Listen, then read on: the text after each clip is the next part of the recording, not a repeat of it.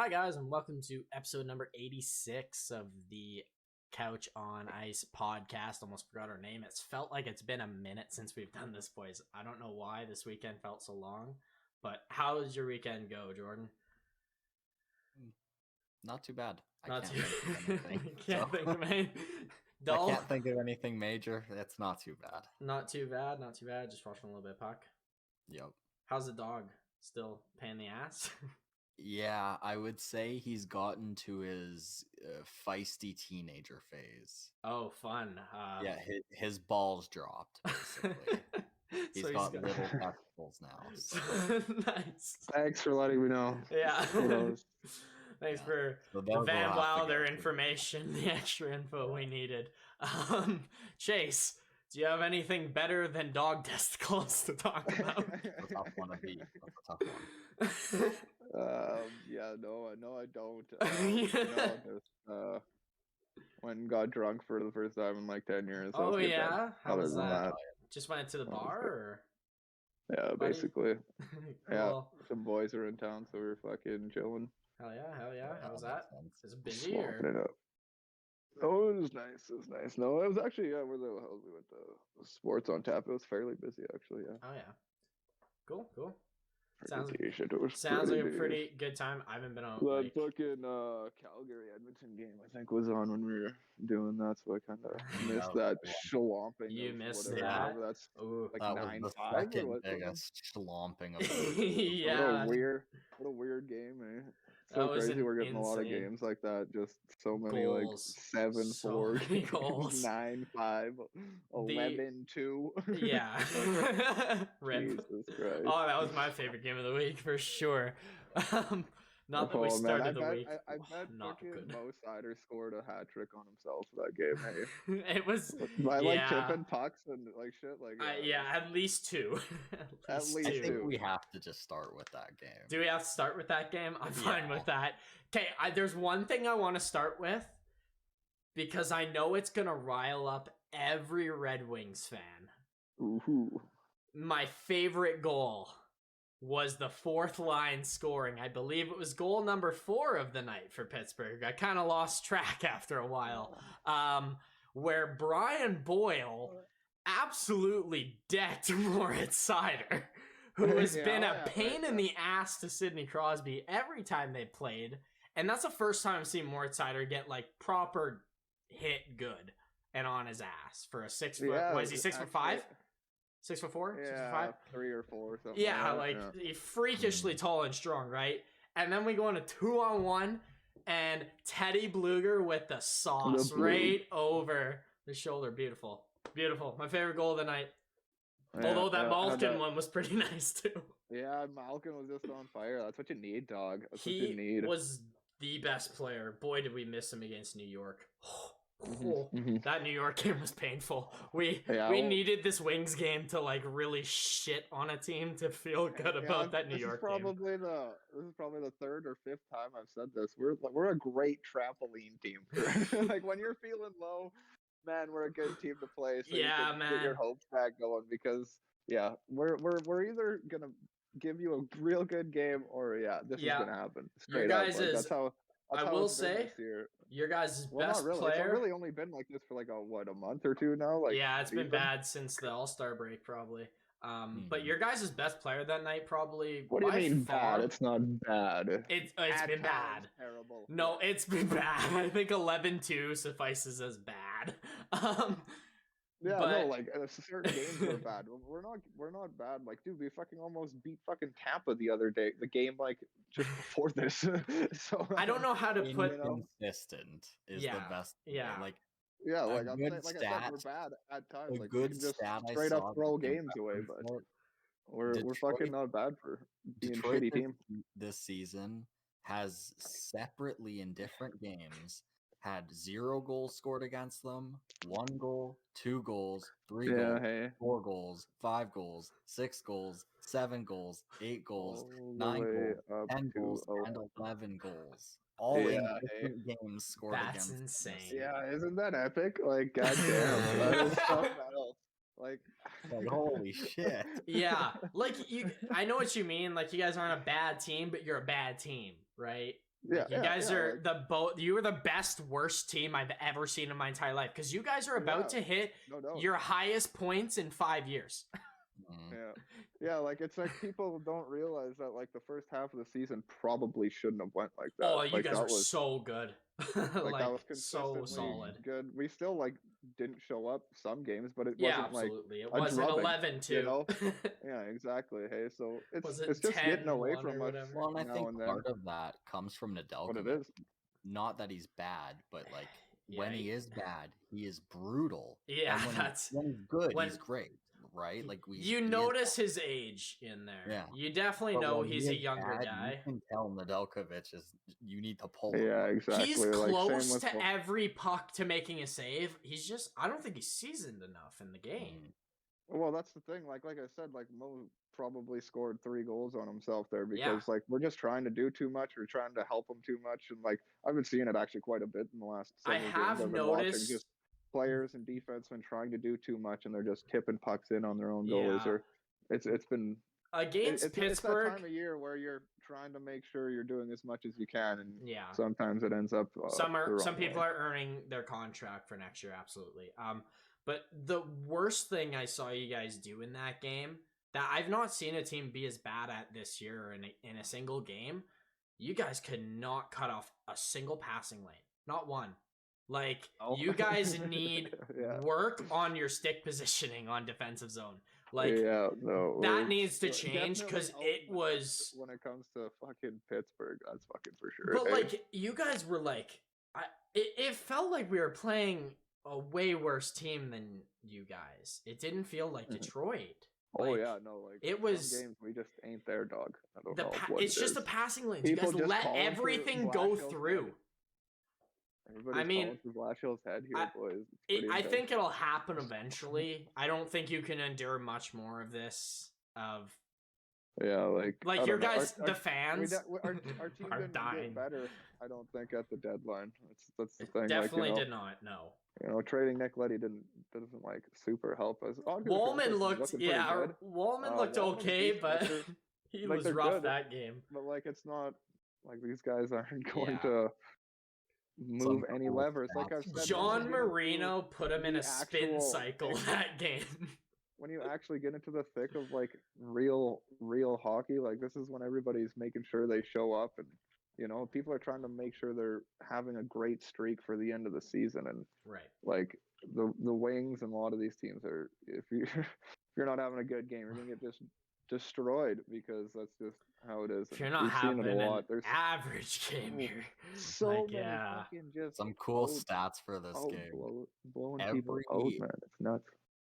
Every Penguin but 2 skaters had a point in that night. Those 2 skaters. Wait, let me guess. Quick. I'm gonna go with. Is this Zahorna? No. Zahorna? He did get points. No, he got. I think he did on the Boyle point there. It's gotta be the third line or something. Like no, Heinen did. Everyone. Every forward, is it 2 Ds? Is Jari? It's 2 Ds. Every single forward got it. Okay, it's Jari might be one. Is it Ruidal and who played on? Did Peterson play, or did I forget who played? If it was Peterson or Friedman, I don't know. Peterson was one. Yeah, he is one. Okay. The other one is Brian Dumoulin. Oh, really? Yeah. Only Peterson and Dumoulin didn't get a point. Yeah. And the other thing that I thought was extremely cool, the last time an NHL team put 11 goals in a single game was 19 years ago. Yeah, I thought first salary cap era team to do it. Yeah. I can't believe that. I was sure somebody would have. I was too. I was stunned.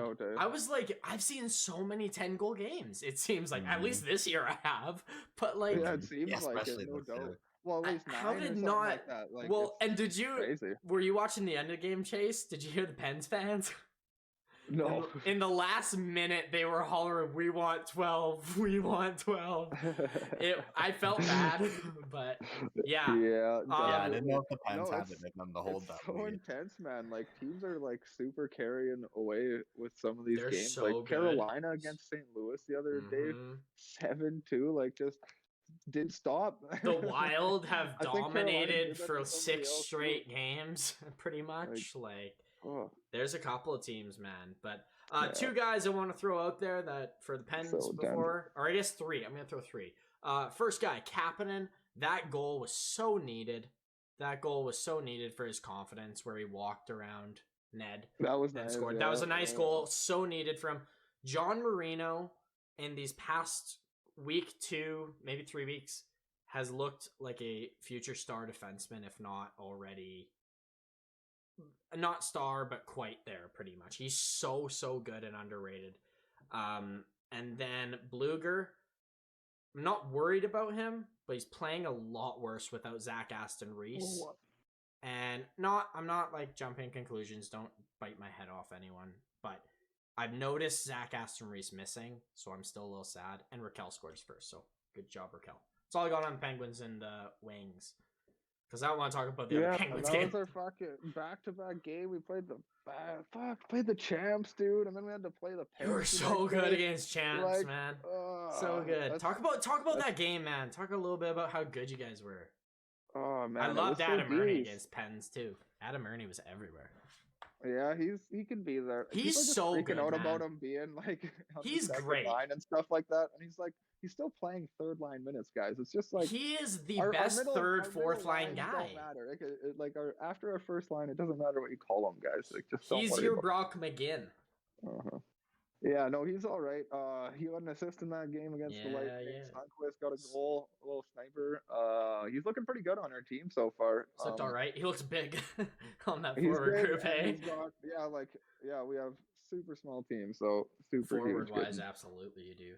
Yeah, exactly. So no, Ned was just outstanding that game. Just fucking save after save after save after save. It was fun to watch. He was decent. Pickup was really good against Pittsburgh too, but it was inevitable for Tampa to win because Brian Elliott's like fucking 13-0 or 14-0 now. Is he actually? Oh yeah, man. Wings. He's like you had me for a second. Never lost against the Wings. This guy. That's crazy. What an asshole. What an asshole. Steven Stamkos obviously scoring against us because he wants to be a wing. Same with Braden Point. Stammer's having a one day. Stamkos is having what a year. Yeah, what a year. Yeah, that was 29 at that time. I think he scored 30. I think he scored a power play goal yesterday. Yeah, against the Isles. No, that was 29. Yeah, he's got 29 right now. Oh, was it 29? Oh, sorry, they played them before the Isles. Yeah, no. Didn't even got an assist in that game against the Islanders, 4-1. I thought he scored a power play goal. Or did he assist? Yeah, he did against the Wings. Oh, okay. I misread that then. Whatever. Point scored to win and against the Islanders. That's where I got my. Anyways. Yeah, no, fucking, what else do we got going on, boys? Want to talk about the Battle of Alberta there, Jordan, a bit? And then I'll throw it back to you, Chase. Let's do that. We got to talk about the 2 fucking big games right away. We have to. So, Jordan. What the hell happens here? Why does this Calgary so hand, is so fucking good is what happened, man. Offensively, oh, fuck, man.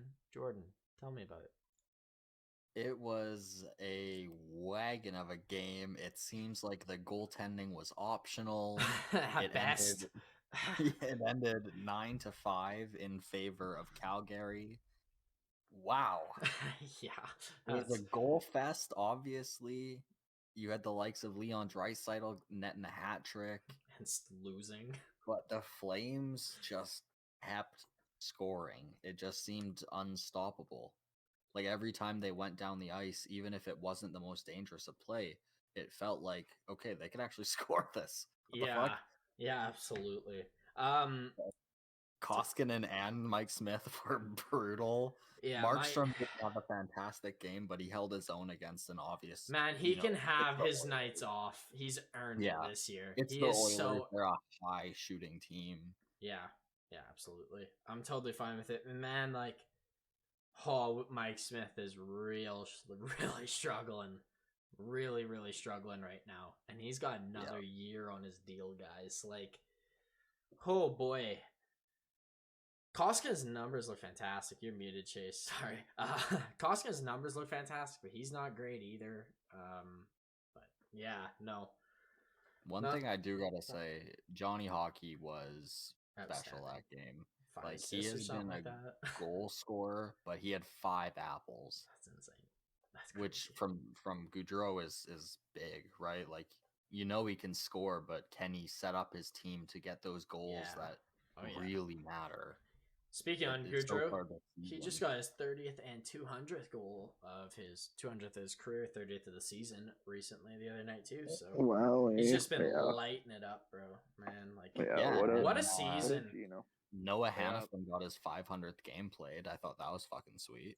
Nice. He's had an awesome year too. I've loved his game, how he stepped up. He's really stepped up. Yeah, give Johnny fucking Hockey the goddamn Hart Trophy. This guy's I was literally about to say, like, if Matthews, like, if he falls off at all, it's going to Goudreau. If he's not getting it, he's at least making sure you're saying his name when you're talking. He's got to be second, right? Maybe third, because McDavid will probably get second or third. I think he'll probably get McDavid's inhuman, so you can put him. Yeah, it'll probably be Matthews, McDavid, most and valuable him, right? to his team. It seems like if Johnny Hockey's going, his team's like the best team. The only issue to argue against it is he's on the best line in hockey this year. Like that's what people are gonna say. No, I agree with you. I'm not disagreeing. It's just I think it should actually go to him. Honestly, I agree. Like, I know everybody. There's a lot of guys that are doing great. Like Matthews isn't. I'm not trying to take anything away from these guys, but like it's just, dude, when he's playing both good, his deserve it. Good. Frankly, you know? like Matthews deserves it too because he's just scoring at will. Like it's unfair how amazing he's played. He's been the best player in the NHL this year, Austin Matthews, without question. Without question. Absolutely. He's been the best player. Consistently, he's been the best player in the NHL this year. And especially over the past couple month or so. But no, I think Goudreau should win it because I had Calgary not even really on my radar that much. Like I have a bubble team, maybe decent. They're outstanding. They're outstanding. And Goudreau has proved me wrong yet again. I've counted this guy out multiple times because he's never done it in the playoffs and he always falls apart when you need him. But it's been different level this year. I don't even know how to explain it. Yeah. Like it's still not playoffs, but he's turning my head still. And that's so impressive in itself when you already have your mind made up about someone. Yeah. And it's about playoffs and they haven't done it. Yeah, so, he must be mad that people don't think he can get 100 points. So I know he can get 100 points, actually. Yeah, absolutely. Now I do. That's for sure. Well, he did before, did he not? Definitely going to be. He got 99. Oh, right. Sorry. Okay.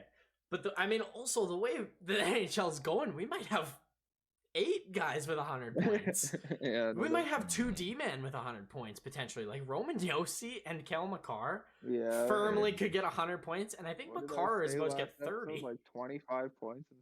Yeah, he's on a 13-game point streak this month. Yeah, now it's probably even more. So what a guy.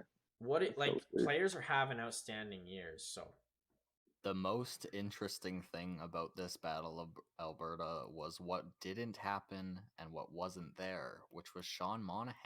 Yeah, he was a healthy scratch against Coyotes too. Daryl Suter was asked about that. Apparently, he is struggling this season because of his hip. Yeah, he's struggling because of that hip surgery he had over the summer. Yeah, everybody knows, man. Like they keep saying it anytime anybody brings up Monahan, it's always said the guy's hurt. Like I'm still sitting here. I don't care.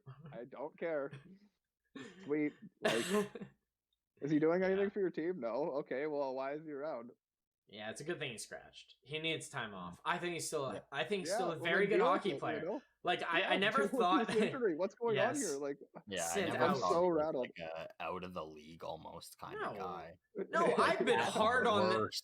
Like Jordan and I have probably been the hardest on this guy on this podcast throughout the 2 years. Like last year especially, we were so hard on this guy.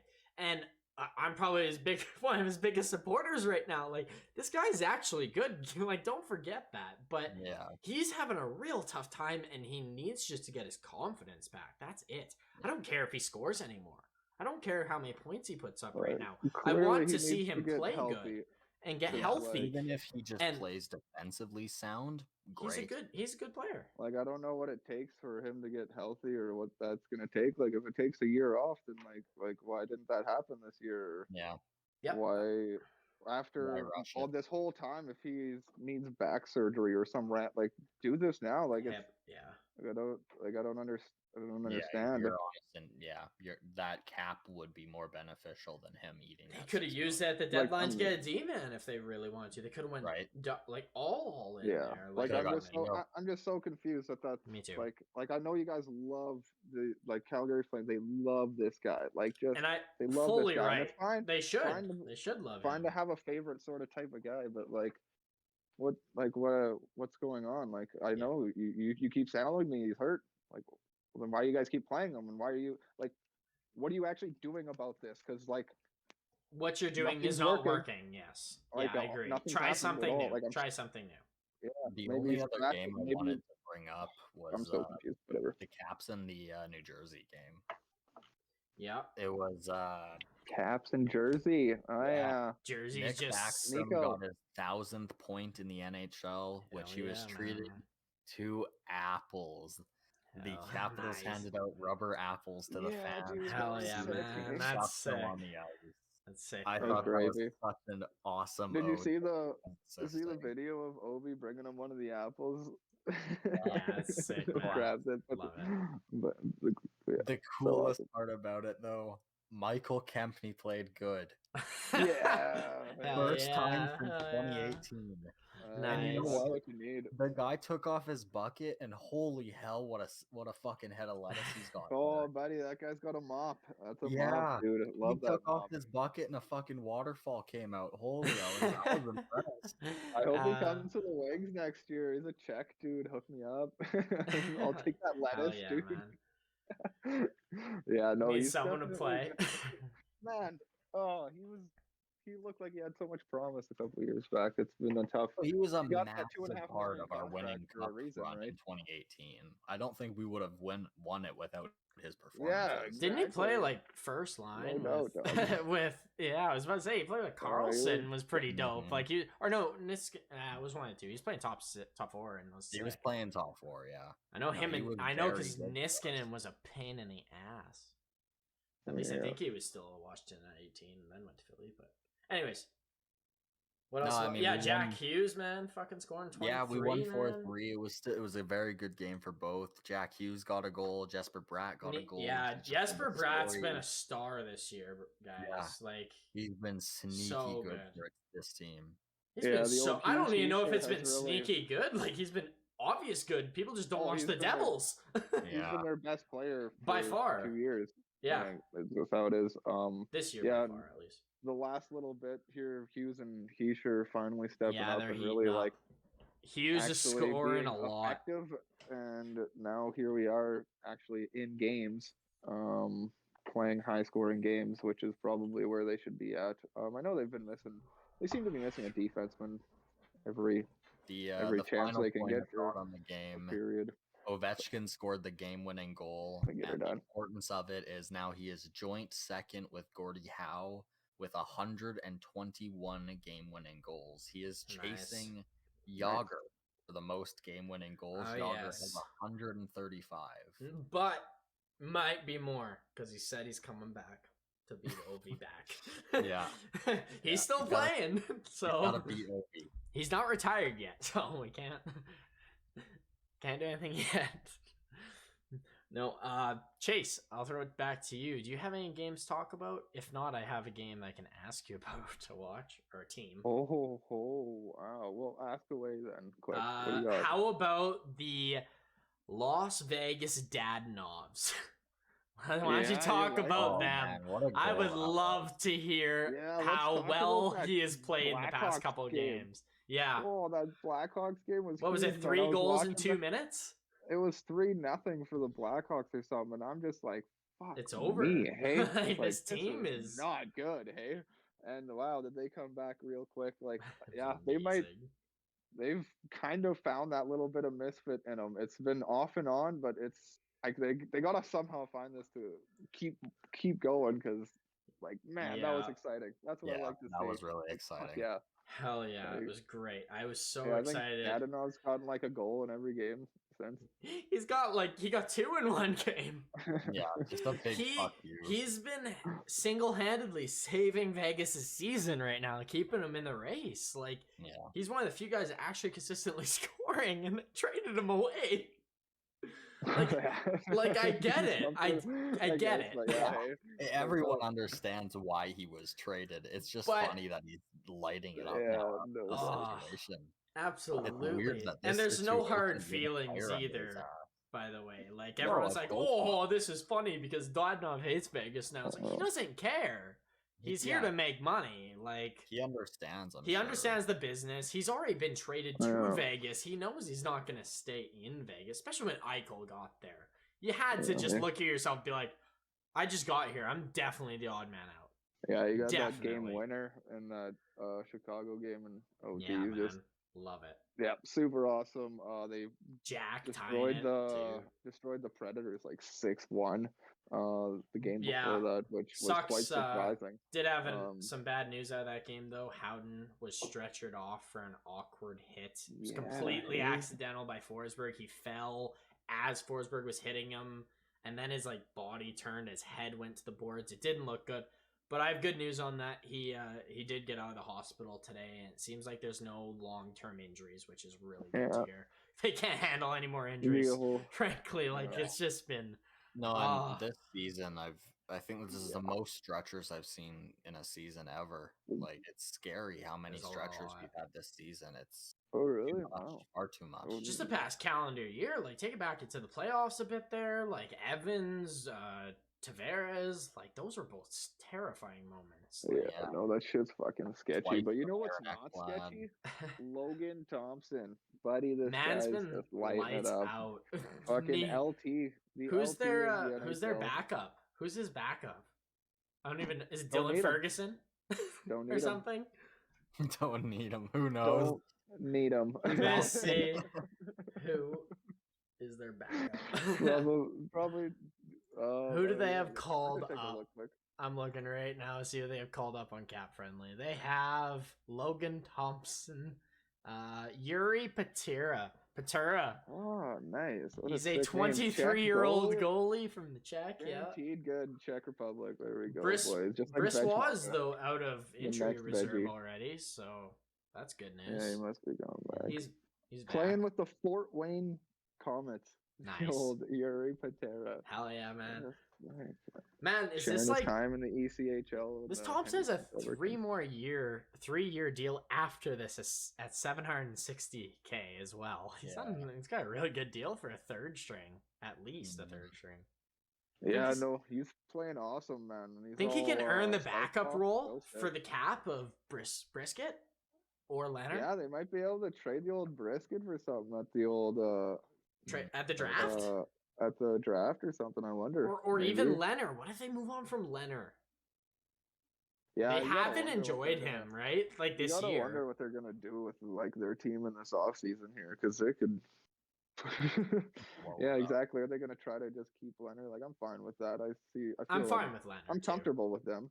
I'm comfortable with Leonard, especially a healthy Leonard next year. It sounds like he hasn't been healthy all season.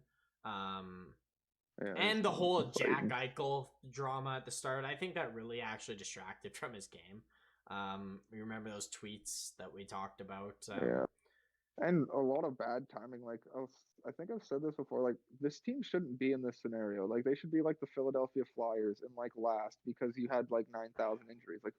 Who does this in the first place? They're so lucky they're still in the fight. In the actual conversation. Imagine if they didn't trade for Dadonov, even though they knew trading for Dadonov that they had too much money, technically. That move still baffles me to this day, that getting him. Here, this is my special move. And then, joke's on you, I got Eichel, and we're stuck with Dadonov. And it's bad timing for all these guys. Eichel comes in, and there's just nobody there. He's alone again. He's alone again. It's Buffalo 2.0. It's Buffalo with no chemistry. 50 games, 60 games under their belt, and they're just the only guy I have to worry about is Wild Bill and Jack Eichel. Sweet. That's not that big a deal. So Yeah, no, they're really having to like super fight their way into this. Like, where are they at right now? I haven't seen the standings in the last probably hour. Yeah, I know it's No, I'm probably kidding. changed since then. Can we Yeah, talk about too how the wild screwed card they might spot. be next year without Riley Smith? Without Riley, why not? They're keeping Riley Smith. Come on now. If they can't bring him back, but they're tight. Like it's a good chance he walks. There's a very, very good chance he walks, right? Yeah. I think that'll be the worst thing that happens to him this offseason is Riley Smith leaving. Like I was kind of for it at the start of the year, and then like that's why I don't think it's gonna happen. I don't either.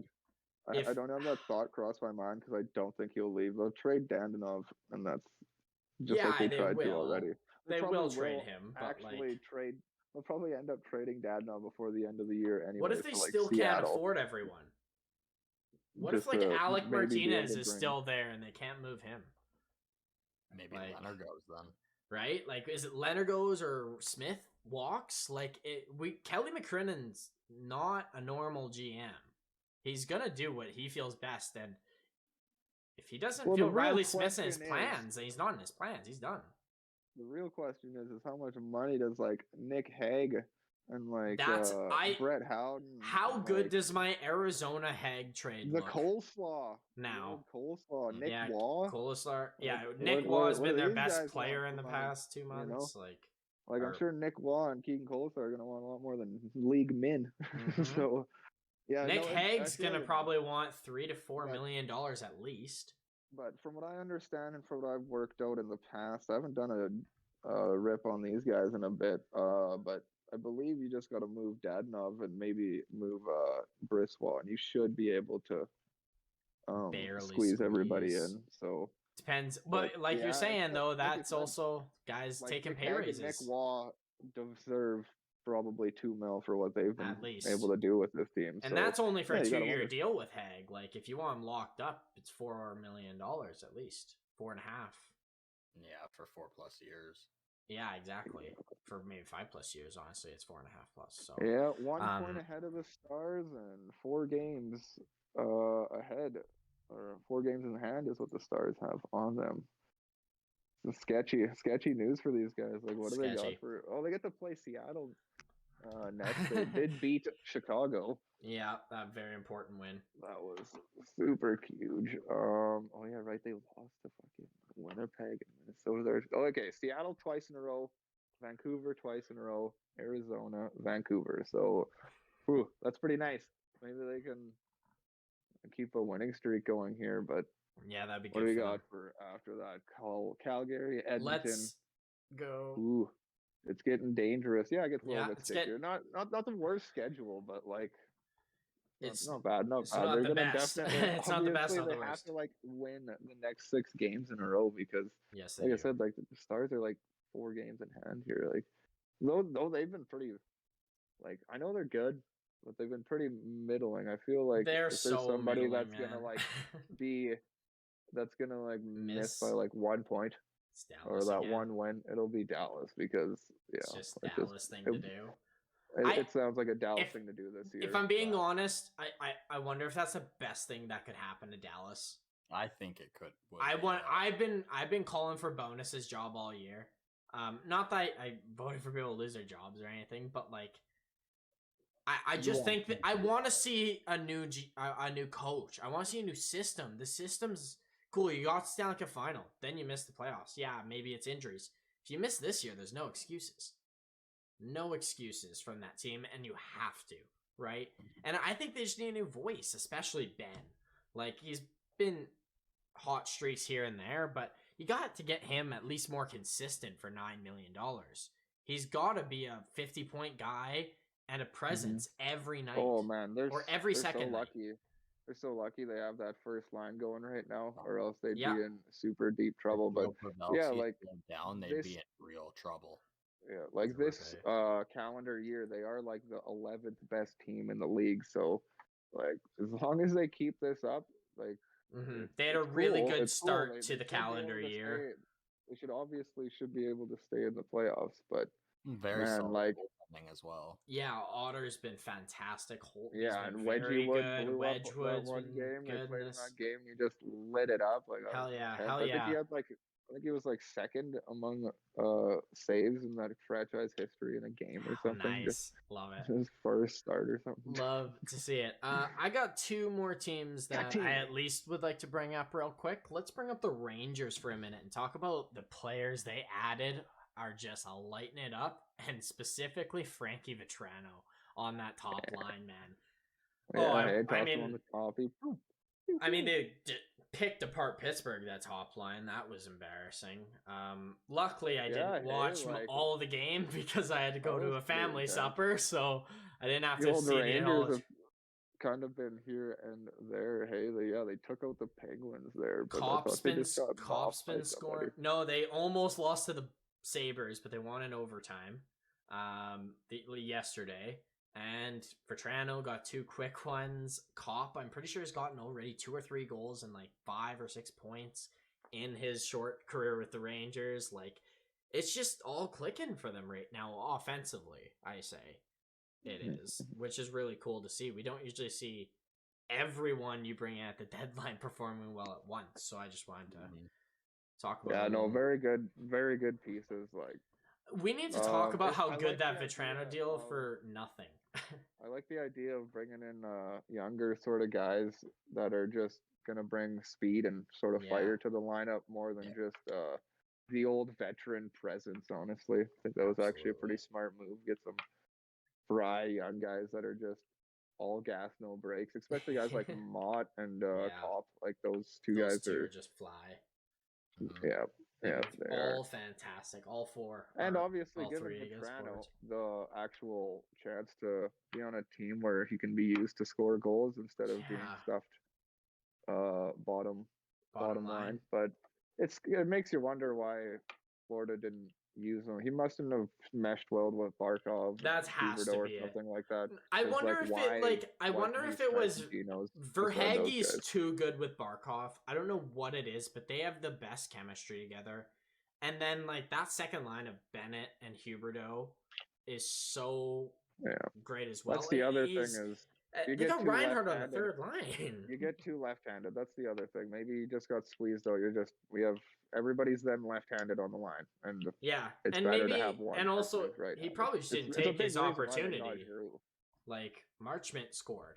If he didn't score, then there's a problem. They think, right? Which makes complete sense. I understand the logic. Yeah, especially like Marchment, he's got like a 0.7 points per game. That guy he's stupidly good. He's like stupidly good when he plays with Barkov for the 4th line. Like he's the weirdest player. He's like he's like Tom Wilson some nights, and then he turns back into like Giovanni Smith or whatever his name is in Detroit. That case for how much money he makes next year. Like, good God. Good luck guessing that contract. But yeah, Florida's in a dicey spot for the offseason, but they'll think about that then. Hey. Yeah, exactly. They're worried about it now. So just wanted to... And guess what's going on right now? What's going on right now? Going on right now, buddy. Fuck, is he looking all right? Looking a lot calmer. Yeah. Looking much, much better in the old crease. They basically gave him the net for like a good 2 weeks there. Like basically didn't play Bob. So one, that's nice to see. You might as well do it. Need the break for Bob. Give him some real crease time. He's played a lot of games this year night in the AHL and NHL. Oh, it's nice to see. Yeah, nice to see them take the chance, especially with the ridiculous acquisitions. Like, oh man, what a tough break for those guys. Just getting Ekblad hurt, like right at the end of the year. Yeah. Good thing they should have got 3 defensemen, 4 defensemen. Robert Haig getting your what'd you give up? 7th round pick or something for that? Not much. got your worth out of that deal. Jesus. Yeah, I wish I had it. I had a clip ready, and I don't think I have it ready, and I forgot about it until you brought up Panthers defense. I have the best clip of like someone I think it was Chris Johnson saying, I believe the Panthers wildly overpaid for Ben Sherratt. So I'm not crazy. Ben has CJ craze with me, so I heard it on his podcast. I'll put it on our TikTok. Here's a good chance to plug our TikTok if you want to hear it. Here, Chase is foot in his mouth, I guess, a little bit with CJ. Go on our TikTok and check him out. Saying a complete overpayment. Well, that was in general. All defensemen went for much more than they probably Yeah, but he specifically said Ben Sherrod. Oh yeah, no, that's a good bet. If I was Chris Johnson and I had to pick somebody, I'd pick him. Overpaying as well. Sorry, I had to throw that out there. 6th round pick. That was a good pick given up by the old Panthers for Robert Hagg. Because fuck, I bet he's playing like 18 minutes. Yeah, he is.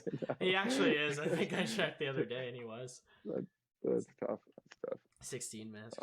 But yeah, no, that's understandable, man. Like I don't know. It's not a crazy overpayment. It is a next year's first. What? You can't find that clip or what? You're giving me time to find his shit. Can actually. No, I guess not. I can look. Yeah, give me 3 seconds. I'll see if we can throw. But yeah, no, I can see how you think it was a way overpayment, but I wouldn't go too far with an overpayment. You gotta wait the extra year just to pick the guy, and most likely a later pick.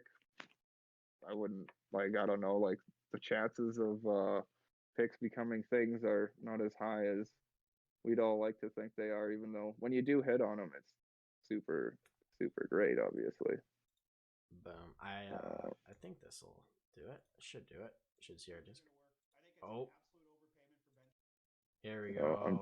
It's super quiet. Just give me 3 seconds. Can you guys see it at all? Yep. Yeah. All right. This is from the Chris Johnson Show on his podcast. So free plug. Moves are gonna work. I think it's an absolute overpayment for Ben Sherrod. Damn. Listen. I know I radioed the shit out of him for that, but I had to just clip that and show it to Chase. I think it's an absolute overpayment for Ben Sherrod, he says. So that's the clip I have. You're muted, Chase. Of them all. Oh. Yeah, no, you definitely gave up that extra guy. Like 100%. Sure. That one dude that Montreal wanted, that's Stomach, like they asked for him. Yeah, no, absolutely. Want, so. I understand it, and like it's just a joke. Just throwing her out there that.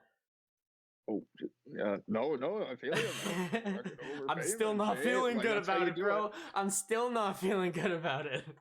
Oh yeah, no, don't get me wrong. I don't think the Panthers are winning the cup, so it's definitely not. Most of these deals are never worth it in the end. No, they are. Typically they are not. But no, do you guys have anything else you'd like to add on the Panthers before we can move on? Nope. Cool. Is there any other games you guys want to talk about? Teams? Anything? I got one left, but we can. Winnipeg. Sure. Throw out Winnipeg for a second. Yeah, bring them up for a minute. They've been all right. They've been winning games. What are they? 7-3. 7-3. That's pretty good. It's pretty good.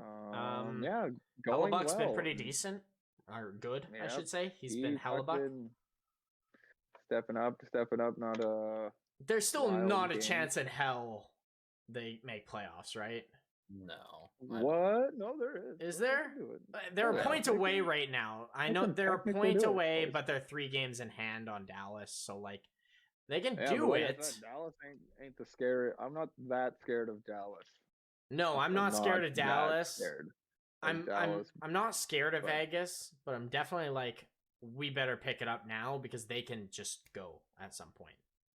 They could get 1 or 2 guys back, important to them. I'm only scared of Dallas until they go on a winning streak or something. Yeah, absolutely. That's really the only time they can.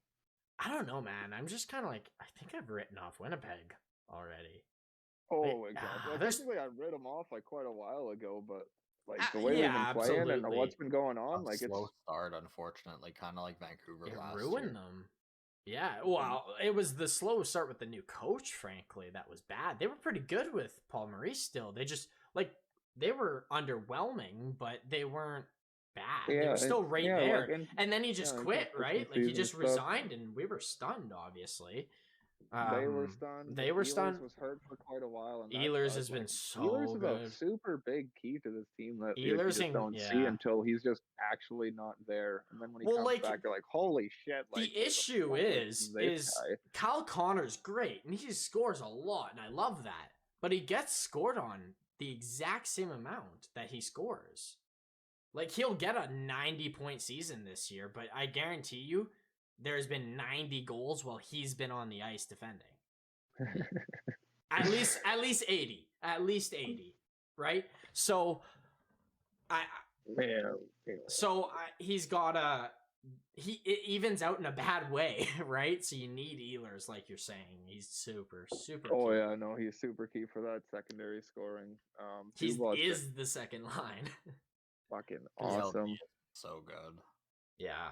Oh, by the way, pairing up their stats, Laine and Dubois, they're pretty much identical in their time. Laine has a little less games and more goals, but I think PLD is more games and better assists, obviously, but same around, I think a point or two difference they were when they played each other the other night, so that was a good game too. That was a hell of a game. For those guys to actually do the things, but like it's kind of happening now, so I'm interested to see how this ends. Their schedule, I think they will be the team against Colorado. They've got to play Florida, Tampa Bay, and Carolina. So they've got very 5 tough, opponents in the end here. So 1/3 of the remaining of their games is going to be a bloodbath for them. Mm-hmm.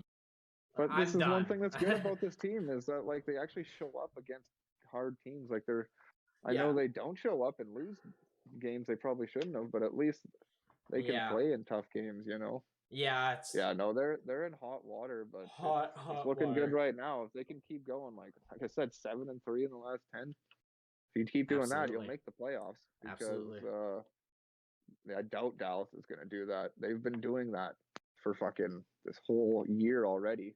Like I don't know if they can keep doing it. So, like I said, like 11th best team since the start of the year. So, absolutely, Dallas is. But yeah, I wonder what the hell's going to go on with these guys because I'm getting kind of worried for other teams that Winnipeg, even Vancouver, man. Like, fuck, are they playing pretty fucking decent? Like, they're all right. Their last 10's not great, but just the way they're playing, these teams didn't give up, and they're not like actually really going away yet. But we're kind of at that point where, like, 2-3 losses in a row, or even 2 losses in a row, you're all of a sudden you're looking like way up the hill. Like this is getting way too far away. So yeah, it's really easy to fall behind now. Like this is the stage where you can't slip. Yeah, it's now or never. Like I mean, look at Anaheim for example.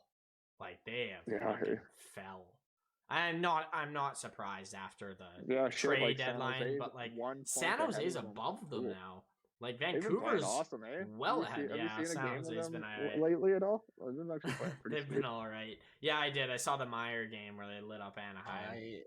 San Jose is, I don't know if it's still this way, but at the time of looking, they were 28, 28, and 8 overall.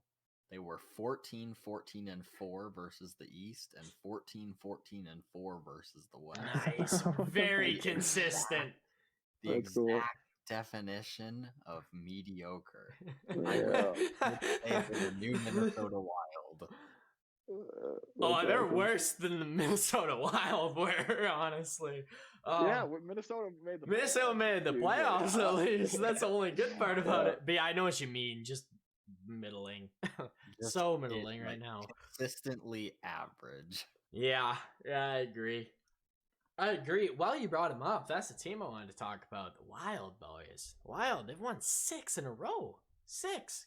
Talbot's won 5 of them. Fleury won his first as a Did you see as a Wild. McKinnon fight? I did. I saw McKinnon red. That McKinnon standing up for his teammates, just dropping the gloves with I'm not surprised. One bit.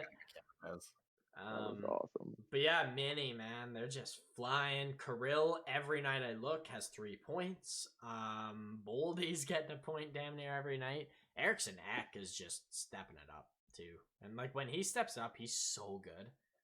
Like he's amazing when he's playing at his best. So yeah, I love this Minnesota team, man. like my favorite team for the stupidest reasons. Like they're my team I love just because. Yeah. Just because I love Minnesota. There's no good reason for it. I just want Minnesota as a city to be successful. Like I've said it so many times, it's a hockey town. When I think U.S. hockey, I think Minnesota is one of the first places I think for me. So for sure, Michigan too. But no, they've been just absolutely decent. It was a tough stretch there. I think it was like a solid month stretch there, but it was just ugly. But no, it's nice to get them back on their horse. I love how they snapped out of it. Acquisitions were absolutely beautiful. Middleton. What did they need? They needed PK, and they got Delorier in that Middleton. It should help their PK. They're one of the top PK guys. Jost helps their depth scoring a little bit better than Sturm did. Yeah, Jost is kind of interesting on that team. It's kind of cool seeing him on that team. It's been decent. I wonder how that all pans out in the end. I'm more intrigued to see how he does next year for the team. This year, I don't really mind how he does. He could do shitty. He could do amazing. I'm not going to really count too much into it. I want to see how he does at the start of next year at training camp. That's what I'm most on to train with. Yeah, I want to see who he can play with on that team. Because he's a talented player. We know this. He was drafted 10th overall for a reason. Like, he's shown spurts of his talent. Yeah, if they can unlock that guy that can play with Cappy and those types of guys, that'd be pretty sweet. What if he moves to, like, the wing and plays with Prizov or, like, plays between Prizov and Zook or something? Like, you never know. So that'd be ideal, right? Yeah, that would be absolutely ideal. So, but no, just wanted to bring them up. They've been red hot lately. I 8-1-1 past 10, 6 wins in a row. Just mint, absolute mint. So saw the things they needed at the deadline, and they literally addressed them. Getting Fleury is just going to give their team and their goalies more confidence to actually show up every game, and gives them more ability to actually get like maybe a home ice advantage. That'd be kind of nice for those guys. Yes, it would. It would be. The cool rambunctious that crowd can get. So they're there now, so they want to stay there. Apparently, when it comes to Fleury, Dmitry Kulikov changed his number for him, as well as that. Wilds, their GM Bill Guerin, he personally flew out to pick up Fleury from Chicago. I'm not surprised, they're boys. Yeah. So they want to cup together, boys. Like, of course. Much better time around this time for being traded for the Flower. Oh yeah, man. This was the perfect fit. Like, I can't believe we didn't see this. It was right in front of us. Yeah, you did. Fair enough. But this was just perfect. Billy G and him are friends. He didn't want to go far away from his kids, and they're settled in Chicago now. He gets to go to an actual playoff team that needs a goalie. Now, I didn't love they had to give up Kakinen to just bring in Fleury, obviously, because I just don't like that for the future. But for right now, it's brilliant, right? So I'm just happy Flowers being treated how he should have been treated by Vegas. Yeah. And hats off Chicago for how they did treat him, by the way. Mm-hmm. They were awesome through this whole process, just letting him choose everything, and not that it's that surprising, but it's just nice to see, like right? They treated him like he should have been with his legacy, right? He's earned that a voice in where he goes and his family goes. So no, just happy he's playing for playoff team. Excited for him to play in the playoffs, and it won't be against Pittsburgh still. So yes, so unless it's not cup final, unless it's cup final, obviously. But still want the Kings to miss the playoffs, boys.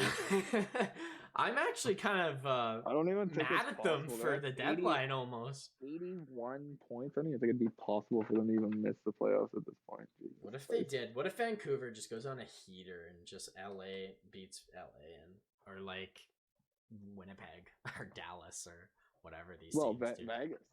Vegas and Dallas are both of them, I'm saying. Yeah, like that'd be nice. I don't know why. I just want to see, like, they're the only team that would be able to stomach missing the playoffs. LA, everybody else would be so good. That's not true. Yeah, now that I think about, well, like, I mean, Yeah, you're right. I was about to say, like, the Rangers before the season wouldn't have cared that much, but no, I guess but there's no competition. not now. Yeah, there's no competition. True. Or is there? There might be. It's been a while now. Let's take a No, look at it's the East. definitely Oh my not. God. Nope. It's still Columbus at 69 points. However, the Islanders jumped your wings. That's a change. They've been decent. 6-3-1 in the past 10, so it's all right. That's all right. Brock Nelson getting a hat trick the other night. He always seems to score 20, 30 goals every year. Like, yeah, a couple of those guys have started to get on some heaters. Finally getting some points and actually doing something. They're a lot closer to playoffs without that road trip, right? Like, they're in this the hunt. start of the season. Take away those road games, and they're right there, right? They have to be. The injury, like, it's so key. If if that Pulak didn't get hurt, and it is. I think both of them got hurt. That was huge. Like, it was didn't big. even have another defenseman to play. Like, that was the one thing. Like, I should have called them to miss the playoffs because the one thing I wanted them to do was get a defenseman. I just assumed they were going to get a defenseman. Right. And then they never got a defenseman. Yeah. And I was like, what? You guys actually Well, we were expecting them to be decent. And Andy Green is your second and third line lefties. Like, that ain't gonna work, guys. We were expecting him to be we were expecting him to be good by the deadline, or at least close enough to get a D man. Like, think of when they bought every year at the deadline. They've been almost out of the playoffs every time, or out. They got Pajot, I'm pretty sure. Or no, Pajot was when they were good, and then they sucked. But they're like, one of the trades is near the end of the season to get their last 10 games is the best 10 games they've ever played. So because it's Lou, and they're doing the same thing as they always do. Like, in all reality, I wouldn't be surprised to see them win like 15 of the last 20 games or something. Probably still miss the playoffs, but they'll miss playoffs. They did it, right? The only way they make playoffs is if Washington falls apart, and they won't. Yeah, like, Washington's the worst team in the East that's a playoff team, and they're sensational. Okay, I gotta ask you guys, what do you think? Because you guys know my thoughts about Washington. But what do you think of Biz Nasty? Biz Nasty said he does not at all think Washington can do anything. He completely discounts them. There's nothing. They got nothing. Which, like, I can understand, because obviously everybody else. If I'm picking the East, yes. If I'm picking a team in the East to discount, they're one or two. Yeah, I just found it surprising that he would say that. I thought he would be more of a guy that would be like, "Hey, this is a beefy, it's a beefier team. A lot of size, a lot of grit. Like, it's a good playoff team." So I was just surprised and taken back that he said, "There's no way." Like, they got no chance. He's never really trusted Washington. I listened to the Spit and Chicklets podcast a lot. Like, he's fantastic. Biz is the best. I love Biz. He's always says, and by the way, what he says isn't always right. He has had a lot of bad takes out there, as we all have. Before his hockey knowledge, he's an entertainer. He is an entertainer. That is his job. Absolutely. I agree that let's put it this way, Pittsburgh comes up against Washington first round, I'm definitely sitting more comfortable than a Boston, Carolina, Florida, Tampa, maybe Toronto. Not Toronto. I'd go Rangers. Yeah, it's just the dynamic of Washington, and like, just I understand that. I like their team, and I think I do could too. Definitely surprise somebody. They will. It's just I don't feel zero confidence in them. It's not. Like, they're not going to be an easy out. They're not going to be an easy out. But like, I trust most of those teams in 7 games against them based on the past few playoffs. Right? Is that fair to say, Jordan? Like, they're built to play against those teams that are so good, like Florida and Tampa. But they just haven't done it since they're a very streaky team, right? They're so streaky. They've been pretty damn good this year, and it's been a little rough, but there's been a lot of injuries. So, like, I think they could definitely, like, they're heating up already if they keep this momentum going. Like I'm like, if I'm thinking about being on the other side of the ice, I'm worried about playing this team. This is the worst Washington. This is the worst I've seen Washington in the regular season. I think in 10 years. But maybe that's a good thing. It could be a good thing. While being regular season. Yeah, that's a good point. Good point. Like I agree. They do look good. Season, they do look good. But all 8 Eastern teams look awesome. Yeah, they're all look like playoff teams. No, 4 teams that don't deserve to be kicked out will be kicked out in the first round. That's just how it's going to go this year. Like, I don't think it's. Let's call it. I'm calling Florida. I would not be surprised Florida loses, like, at all. Like in the first 2 rounds, like no. There's a couple teams I wouldn't be surprised, like Toronto. I wouldn't be surprised, and it wouldn't be their fault this time. Like, I kind of feel for Toronto this year. They're actually like very good, and they're gonna lose first round because it's not because they're bad. They're like great. The matchup of Florida against Boston or Washington is not really something I'm excited for. Boston will win that, I think. If it's Florida, I am not excited for that. I think Florida could pick apart Washington. If I'm Florida, I would rather play like your Rangers or Tampa or Toronto. Like that's like 100%. Those are way more. Pittsburgh. If I'm Florida should want to play Pittsburgh. Even Pittsburgh, yeah. You want to play the teams that play off the rush because they're so good at breaking down teams on the from rush. Boston and Washington. If I'm Florida, but that's just me. Another team that's just scaring the shit out of me, especially lately, like Carolina, man. Holy fuck. I don't want to play them in the playoffs at all. Like, nobody's beating them in the first round. I will tell you that. They will win the first round. There's no way they lose that. Yeah, I know. I almost want to guarantee the second round because, like, man, do they look good. Holy shit. So, it's funny you say that because now, guess who they play? The team you're piping up right now, the Washington Capitals. Yeah, exactly. Hey? So they got that 1 point on Florida. Yeah, right now, they got that 1 point on Florida, and Washington's getting that wild card. They're probably the last wild card. Like maybe Boston has a little slip. They're so good right now. There's no way they're slipping. I should actually look at that because I called them as being like, I think it was 8th overall at the start of the year. Yeah, they're 9th overall in the league right now. Like what? Like at here, the point of the season where I was like, oh fuck, I was definitely wrong about this. They're gonna be like, not a top 10 team. I thought maybe they'd be a top 10 team, and like, holy fuck, are they ever a top 10 team? Like this team. We have the potential this playoffs of having the greatest first round matchup in the East ever. Of all time. Man. Of Florida, if Florida, Tampa play each other, Boston, Toronto, Pittsburgh, Washington, and Carolina, New York, it's the perfect matchup. There's rivalry everywhere. The lowest rivalry, Carolina, New York, but like you said, who gives a shit? Carolina will win. That is the most ideal possible thing that could happen. Like for a fan. Just a fan of hockey, even especially you, Chase, because your team's not even in there, so you don't even have any eggs in those baskets. I'm shitting bricks thinking about that. But yeah, man, no, that's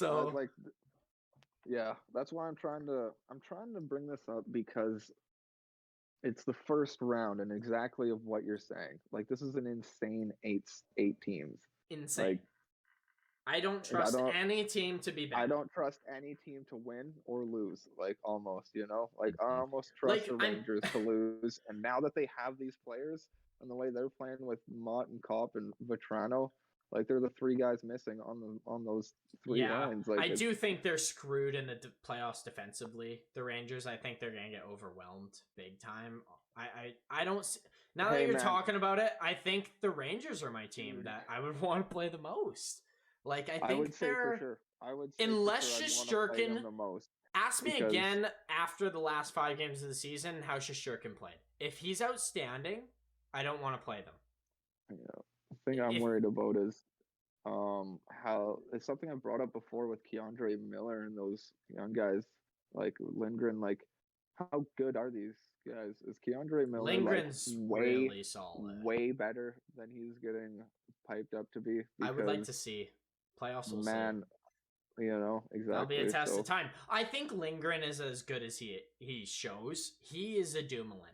Like he is he's second incarnation of Matt Niskanen, Brian Dumoulin, those type of D-men who are top line guys.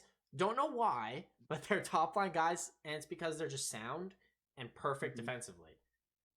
Yeah, but the real question and they're big. is because, like, I've seen Trouba in years past look very not the guy. He's going to be the guy, I think.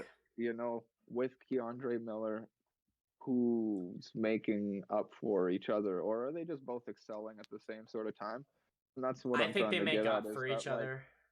if the Rangers win a couple rounds, like, obviously this Keandre Miller guy is fucking insanely good. Like, really fucking good. Yeah, because that means that top four is, like, actually legit. Like, there ain't no stopping that. And when you have Nemeth and Braun as your extra D pair. Oh yeah, Schneider too. This team's gonna be insanely hard to beat. Like I said, will be hard to beat. as time goes on with these additions, like, they're good job on making these additions, because they were perfect for this lineup and they needed them. Absolutely. And especially to play there's any of the other 7 teams in this shit, dude. Fuck. Yeah. What we're talking about the East and a couple of those playoff teams, let's bring up the Leafs for a minute. I kind of brought them up there. Matthews the other night, he got his career high. He tied his career high, 47 goals in a season. So that's pretty cool. He's going to pass that next game. 5 Do we have minutes to talk about their goaltending? Or no. We got good news. Don't worry. No more goaltending. Mrazek's been very good. Mrazek's been very solid, so they shut up. I'll move on now. They shut up. Just throw that out of your head quick. But they did sign a college free or prospect Harvard captain Nicholas Arborzize. That's not a real name. Is an actual name. Berzize. Sometimes I can't. If I'm not saying it right, I'm sorry for all those TikTok haters that still yell at me for Tomash. Hurdle, but yeah, no, he looks like he's had a fantastic year in college, and it looks like he's gonna play some games for them soon coming up. So that'll be nice to see, because their second line has been pretty bad. Well, not bad, not as good as it needs to be to win a round. Nylander's been really slow. Tavares has been Tavares. Like, I'm not worried about him. He just can't carry it all on his own. Like, he tried in Long Island too long. His back's hurt. Like, he can't do it no longer. So Nylander needs to get going. They just need to find that second guy, that third guy on that line. They have not found him yet. So the old maybe he'll get a chance. It doesn't even matter. You got that Mikheyev and shit lighting it up. David Camp. But the playoffs, it will matter. Playoffs, it will, right? Like, you need that line to be scary, even to look scary. They don't look scary. That's the issue. It's not that they're they're not scoring. They just don't look great right now, that line. Yeah. And you need that, like, to be formidable. They're a perfect example of, like, kind of what I was saying about Florida. At least Florida has the jam to take out Washington, but, like, if Toronto had to play Washington, like, no fucking way would they beat Boston or Washington. Just like they haven't beat Boston every other year. Like, they just Toronto wouldn't be able to do it. Like, if there's a team I think that Toronto could beat, I think it's Boston. I think that there's enough there. No way. Yeah, especially I think so. This year. No, I think that's the only way they get out of the first round, is if they beat Boston. To slay the beast. I think it's the. If it is the beast, that's. What if they did it? Like, that would be. We would get so many views on this podcast. Oh my god! Like, about Leaf fans coming, like, talking about it. Of course, every podcast would be big for Leaf fans there if they're talking about it. Like, they would finally do it. It would be the best story in hockey or the biggest story we've seen in ever, because it's Toronto media. But, like, it's just been so funny that I kind of want it to end. Like, I'm sort of, I'm upset for them now. At this point, that, like, it's not funny. At least a round done like after they lost to Boston the second time, or the third time if you count 2013, but the second time in 19, I laughed. I thought it was fucking hilarious. When they lost to Columbus, that's when I started being like, oh, come on, guys. And then they lost to Montreal, and I'm like, oh, guys. Honestly, to me, I still think they deserve, like, as a organization and franchise, for what they've done the last little bit. Like, I think they still deserve to lose out the first round. I just feel for them. One more time. After that, I think the hockey gods can fuck off and let them be. One more time to, like, an Austin Matthews own goal, please. Oh, double OT Game 7 versus Boston, and credited. Yeah, Marchand, Brad Marchand. Yeah, goalie pulled because there's a delayed penalty, passes it back to the D-man, misses it, goes in the net. Matthews scores a goal for the other team to lose. That would suck. Games. Oh, and the last player to touch it is the goalie who got the game-winning goal. And it's Jeremy Swayman, the rookie. Yeah, Jeremy Swayman, rookie goalie. That's a playoff goal. Yeah. What an unreal experience that would be. Yeah, absolutely. We can dream, boys. We can dream. We can all dream. Can we slide over to the West for a second? Or actually, should we talk about the shit side of the story, like the Zona Seattle race in Montreal? Oh, can we bring up a team? Some good and some awful news for the Ottawa Senators. Well, let's start with the awful news that their owner Eugene Melnyk has passed away. It was revealed, I believe, an hour and a half ago, 2 hours ago, like not long ago. Look, he's been battling health issues for a while now, so it's just an awful thing to hear. Yeah, Jordan and I have made jokes about him on this podcast in previous years about him not spending his money and all that, and like, oh, maybe he's a bad owner. Like, doesn't matter. Like, we don't want to see him, and like, obviously, we're rooting for him to lose his life. Like, it's sad. He's only 63 years old, very young. So I just wanted to pay my respects to him, frankly, because he died too young, because 60 is too young, frankly, for anyone. I don't care who you are, unless you're Hitler. That's okay. But yeah, it was pretty cool. He did a lot for the community and stuff. Yeah, absolutely. I don't know too much about him, but no.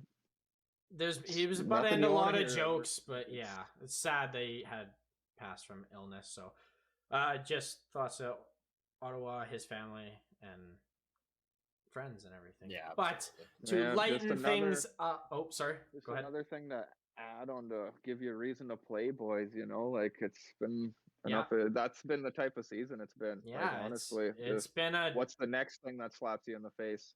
So, absolutely. You know, keep going, keep pushing through it. Listen to that coach, because that's exactly how he is, old DJ. I love DJ, you know what, man. boys? Life will slap you in the face. Just get up. Yeah, he's an awesome coach, hey? Like, for a bad team, I think he's like the best bad team coach. He motivates. He's like a Gallant in a way. He motivates guys rather than like hockey. But some good news in Ottawa. They signed Jake Sanderson to an entry-level contract, their 5th overall pick in 2019. He looks like he's going to be an absolute minute muncher. Oh, he's going to play so much for the rest of the year. He's going to play 20 minutes next year. If he's in the NHL, play 20 minutes this year because there's no absolutely, he'll play this year. But next year, if he's in the NHL, all 82 games, he will play 20 minutes without question. Because he's not playing in the NHL if he's not playing 20 minutes, first of all. Because that's who he is. He'll either play that in the AHL and just dominate, or... But yeah, I think he's definitely going to play. I think he needs to. I think Chabot needs this guy. And he looks awesome. So. Ottawa fucking needs another defenseman to play. Yeah, they got a 1-2 punch with him, with those two for the future, which looks beautiful if he pans out to what we think it is. And this is the guy that they took specifically, him. In that draft. Yeah, he kind of was picked a little higher than projected. He was the first defenseman picked, I believe. Yeah, because Raymond was 4. So, yeah, he's the first defenseman in that draft. So, it wasn't surprising that he jumped up. Drysdale or something. Was it? No, not Drysdale. Yeah, it was Drysdale. I think it was Drysdale. Jamie Drysdale was behind him because he was supposed to go ahead of him, and he went to Anaheim at 6. He went right after, I think. 99% sure it's Jamie Drysdale. So, crazy, hey? 99% sure. 99. That's how confident I am. That's pretty good. You're right. Yeah. 100% confident. Right after. Right, yeah, because they didn't. Yeah, why didn't they? Man, I'm so good at this. I remember thinking, stupid knowledge. Why didn't they do that? You know, like yeah, exactly right. Especially because he's right-handed, but no, looks like he'll be good. They got guys like Lassie Thompson and stuff like that. Lassie's looked real good this year. I've liked him when he's played. One thing I've really liked about how they've been choosing their draft picks is they're choosing guys to like actually how their lineup's gonna look in years to come. They're not going with the philosophy of just pick Best this player. greatest player on earth. Like, I think you got to be a little bit more sensible about it. Now, I'm still going to be harsh way, about last year's draft, 10th overall Boucher. That was a reach. That was like 10 or 15 reach. But they'll keep him. I think that's the idea. Is that they know they'll keep him. He'll never leave. Like, that's the thing. You pick this guy, he won't have to. I bet Kotkaniemi thought about it. That's how you maximize value, Jordan. That's a great idea. Yes. But they didn't do that. Kotkaniemi was picked far too high. He didn't stay. So yeah, but no, I think they're just trying to make sure that, like, they got Batherson, they got all these guys, they got Stützle and stuff like that. In the end, they're not going to be able to afford this guy, and maybe that's what they're kind of going for. They want to pick somebody, they want to grow you, they want you to be part of the organization for as long as possible, not just some in and out chip a player a piece or something like that. They want the player to love you as much as you need them to be on your team to win a cup, because the only way this organization is staying around now is if they actually physically win a cup in the next like 10-20 years and get this crowd going again, because they at least need to be good they've had tough times. So they've had great times too. They have had great times. Hard for when they had Carlson there. They threw all their chips in there because they were like, we gotta. That's how much money you make on a playoff run, I guess. Yeah, it is. You do make a lot of money. You make so much money as an owner. But yeah, let's go from one shitty team to the next, I guess. Let's go to Arizona. I have their average ticket price sales for their 3,300 seat arena next year. Would you guys like to take a guess on what the average ticket? $7. $160 for an Arizona ticket is the cheapest. Chase spit out his drink from it. I went to a Chicago Blackhawks game. It was at the top row, but it was $50. Yeah, that would be. I guess that is weird. I thought about that. 30. I guess all those seats are good, right? They're good. All the seats are good. Like, in all reality, all those seats are like normally $200 seats. I don't even think they fill up 3,000 in their arena now. No, like, it's just like a normal hockey game, like normal NHL game. It's about $200, maybe $300 for those around the rink, the lower bowl. So depends on the city in sometimes. All reality, but like $130 average. That's not really that bad. You're paying 160 maybe 200 average or 160. So you're probably paying that throughout the whole thing. Like, how are you discount or making it less for the guy that's sitting in? He's probably got better spots up top. I think it's a rip completely for this team. This team's shitty. Unless I get Shane right, I don't care. I genuinely don't care. Because, like, that would be dope. I don't know how they're going to get fans with cheap tickets, let alone this. Like, what average fan's going to go watch Arizona be bad for $160? Unless you're a true hockey fan or your favorite team that is coming to Arizona, $60. Yes, or that. I don't know. Like, I don't like it. I think they should have went cheap and targeted the college kids. That's what you do right on campus. $50 tickets, and then like your best ones being like $100. Something like that. They probably will have like your student discount, and then like probably have like your businesses owning your whatever seats, so then they can give them away to their workers or whatever. And that all going on. I'm sure that'll happen. 5% of the tickets we can't even sell. We have to give them away to a company. Yippee yay! Yeah, no, I get what you're saying. Like, in all reality, if they don't actually sell this out every game, like, they're not gonna be there. Like, I'm financially. I am so on board on this team leaving now. Like, it's actually taken me my whole life until now. Like, this, like, last few months or whatever. I'm actually pretty okay with this team leaving, because I've really loved this team. And I have loved this team. I've loved this team, but I'd be so sad to see them go. I think the hockey world has loved this team as the Arizona Coyotes. It's who's run it. Yeah, like like obviously I'm just a spectator, so now the fact that it's gotten here, I fucking of course I feel like an idiot for supporting this whole time. Absolutely. Because like we shouldn't have got here. Yeah, no, something should have happened before it did. Absolutely. Yeah. So like this is going to be possibly 3 years like this, like waiting for a rink to be built or something. Like it's, I don't know how it's sustainable. I really don't. And like unless they get Shane Wright. Shane Wright might be the Crosby, but like the league can just walk right away out of this place if they really want to. Like if easily. they don't. There's so many markets available. They can sell out these 5,000 seats for the next 2 years. Like, there's no way they keep the NHL. No, and there's so many available places, and I understand the philosophy of, well, if we give an already existing team to a place, they can't buy it and they can't pay us. I get that, but you gotta have 32 successful teams. You have to. You have 32 teams. They all have to be successful at some point. They can't just be 31 or 29 for a couple of years, for however many years it was, then 30, now 31 of franchises that are true franchises. And I'm using that term fairly loosely for like Ottawa and such too, but like they're well more run than Arizona ever was. So you need all teams. You're only as good as your weakest link.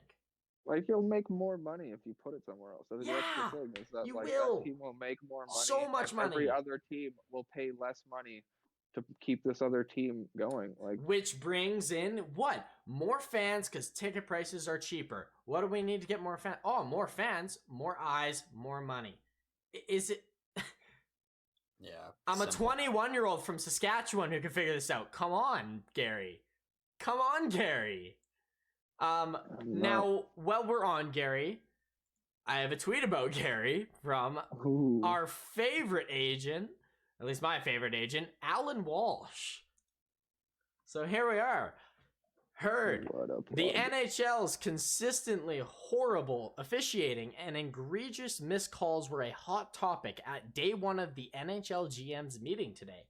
The NHL kicked off the discussion by reminding GMs that anyone who publicly criticizes the officiating will be severely fined. Hashtag Gary's World, where he is completely right that we can't even keep our officials accountable for missed calls.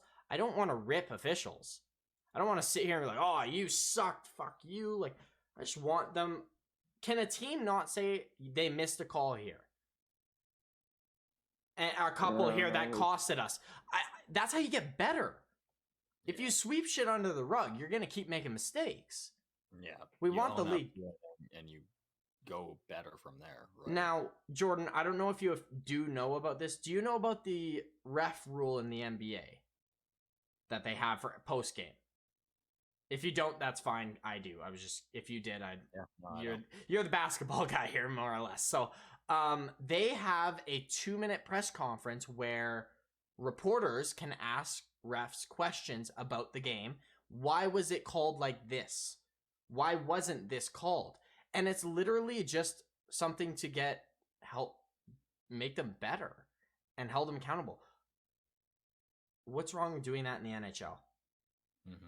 Why aren't we doing this in the NHL? Yeah, more accountability. I don't want to shit on refs. I just want them to get better. That's it. And everyone can get better. Like, it's not just like singling out. The NHL players can get better at their job too, and they do. They train. They work on it. Their coach tells them what they did wrong. They fix it. Can we not have something slightly with refs, please? And not just like the media talks to them, or it's something like that. I don't know exactly who does, but I would think it would be like an NHL. It's probably NBA director of some sort that does ask them questions, but there are some actual questions that are asked. I want something. I like, even if it's the bare minimum. Like, it's such an easy fix. Like, it's not easy because it costs somebody to do it. Like, somebody'd have to pay somebody to do it, but you need the eye in the sky. It's as simple as that. Like, it's so easy to fix. Absolutely. You need an eye in the sky. I agree too. Some dude that's just hanging out, and he can earpiece whistle down to the main official or whatever. And it's like, it's actually that simple. It is. I 100% agree with you. if you waste 9 seconds of a game that ended up you had to go backtrack and it's change better the clock than 9 seconds. We have to do that for 30 seconds sometimes when there's a goal offside. It's not that it doesn't happen. There's some games that that there is that happening, but we're not watching every game. They need to be, because like it's too fast, and with all these refs overchanging and all this sort of crap, like you probably wouldn't be a bad time to help these guys out. You know? Yeah, that's a good point. I would like both, frankly, as well. I would like to ask the refs questions. The other thing is that people need to like understand like what hockey is as well. Like hockey is a chippy game. Like stop complaining over like small calls when like there's been a small call all game, because like it's kind of agree. It's kind of the game. Yeah, it got a little bit more tempered and a little bit more aggressive at times later on. But like, do you just give a team a power play randomly because of it? Like, you kind of gotta, it's a tough game to call. I understand that everybody wants it to be perfect, but it's not really gonna be that way. But I do agree with the whole like, we got to stop this egregious, like clearly there's just missing stuff. Yeah, like, they're clearly missing and like it's like, and that's avoidable. We have enough technology to avoid this. Like it's and the fact that you have to threaten the GMs at a meeting that you're gonna find them, like you're basically saying shut up or else. So like, does that okay? Wait, the GMs doing that basically just means they do this every year. Like, why think of something else, guys. You know. Like, they did. I can bring up the next thing they brought up. That's your big thing. Every year we got to come in and be like, this officiating's crap. This officiating's crap. Like, I know where you're coming from. All this officiating about. It's like, well, yeah, we've been talking about this forever, and like, I don't know. We still haven't put the eye in the sky. I feel like that's the only thing that's going to help us from at this point, right? Like, we got 2 refs out there. It's the main thing to stop the missed calls that are obvious. Yes. I think that it should be agreed. But like I said, I want accountability. But let's talk about the other thing they discussed a little bit in the GM meeting. And it has to do with one player, basically. Well, he's being blamed for it. It's Kucherov. And his contract is sitting out. GMs are making big fuss how you can't spend over the cap like that and use your LTIR to your advantage. This is bullshit. We need new rules. Really? So they had a meeting about it. And to what I say is what Chase pretty much just said about the refs. Boo-hoo. Suck it up. It's a way to win, and it's good for the game, so fuck you who said that. Yeah, and like, what do you mean? They did change. Like, that's the thing. Like, they changed it. Like, I can understand some tweaks to the rule. They want a salary cap in the playoffs, is what they said. A salary cap in the playoffs. A hard cap in the playoffs. Stupid. No. Hard no. Hard no. You're limiting players from playing by doing that. Yeah. Do you want the best players playing or not? It's that simple. Don't change this rule. Yeah, I can understand some type of cap, and I'll get to what I mean, because like I think they should change sort of like something I brought up a while back is like, can you like change the LTIR to like accrued over periods of time, where like a luxury tax you're thinking of? Funny so enough. like in a sense you would have that slight injury luxury tax is what it would be. Which is what I think we should have. Because like every quarter of your season, say you have somebody on LTIR $10 million, because that's like the max that it can go against or whatever the crap. Right. Then 25% of that is accrued LTIR tax or luxury tax or something like that. So then when you activate that guy, you can be 25 like that. What would it? $2.5 million over the cap, because that was you missed a $10 million player or $10 million worth of players for 25% of the year. So like you get 25% of the cap off the books. So, yeah, I don't mind that actually at all. You go into the year and you're like, this guy's going to be out for the first quarter of the year, or even the first half of the year. I can patch this guy. I can go grab a Dadnov, or I can go grab a fucking Janmark. and I don't need to like blow my team up at the when I go to bring this guy back onto my roster and stuff. That's a very good point.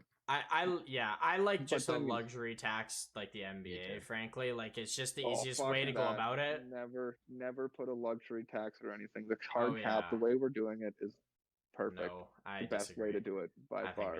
No, like man, we can't turn into the fucking NBA. The NBA is a fucking shit show. Like, fuck that. Fuck the NFL. Fuck all that shit.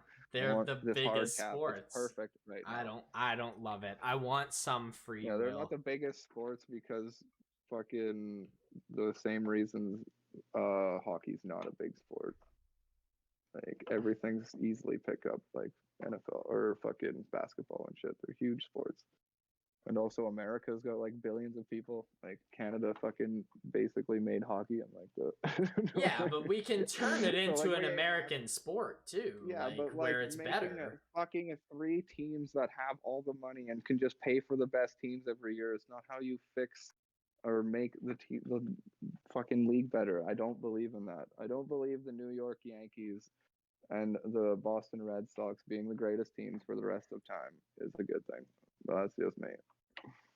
I get it. It will never change. That'll never change. That won't change. The way they have it set up, those guys will always be good. Right. They'll never not be good because of all this shit. Fair enough. But we need somewhat of something like that. Yeah. Something that's more relieving than a hard cap. I think it needs to be a soft cap instead of a like fully soft, right? Like, give teams a little bit of leeway here and there to get good for 1 year and take it away a little bit next year. And give that opportunity for every team. Every single team. Yeah. And but no matter what, they lose money next year. So if you spend, let's say the cap's 90 million because it's an easy number to use, and you spend up 95, you're the Boston Bruins, you spend up to 95 million. Next year, cap's 90 million, your cap is 85 million because you spent 5 over that year. No matter what. Yeah, I can understand. I would like something like that. I'd be okay with that if it's only like a few $1 million. Like, it can't be 10 or something like that. Yeah, 5 I think is good, right? Like a max few million or something. Like I said, like, just let us be able to like fill a spot for a guy. Like, if I'm literally missing $10 million worth of players, and it could be more. Like, look at Vegas. They probably have like fucking $50 million just on hurt players right now. Absolutely. Not that they're all on LTIR, but give me a way to like accumulate all this LTIR if I'm missing these guys for this long, so I can actually like bring these guys back and not have to, right, actually have a team while these guys are out or something, because exactly. If you're missing all your players. Like, if they didn't have Dadonov, they wouldn't be near a playoff spot probably right now. Like, where would Vegas be without him? Absolutely, it would probably be not very good. Absolutely, I couldn't agree more. But yeah, I think I might have like 1 or 2 things for notes, but actually, no, I think I'm done. I got all my notes done here. Do you guys want to get into our final segment? I think we can do the underrated. We'll move the grade to next pod, and we'll do the whole West. Let's do the whole NHL. We'll grade the whole deadline next podcast. How about that? So today we're gonna do underrated players in let's do the Pacific. So we'll start with Jordan. You good to start with it? And I'll go me. Do you want to? Because I have it from alphabetical, okay. So I don't know what the Pacific. Yeah, sure. I'll go start with Anaheim. Okay. I will start here, and with the Anaheim Ducks, I picked 2 for every team pretty much, but this one I picked 2 because I cheated. Derek Grant's my Anaheim player. That's underrated for sure. But it's Zach Aston Reese because they haven't seen yet what he can do for their team. Yeah. So for me, it's Czar. But if we're counting the rules of all year been there, it's Derek Grant for me. So he's making 1.5. Great PK guy. He's a great 4th liner. Just love how he plays. Just gritty, fast.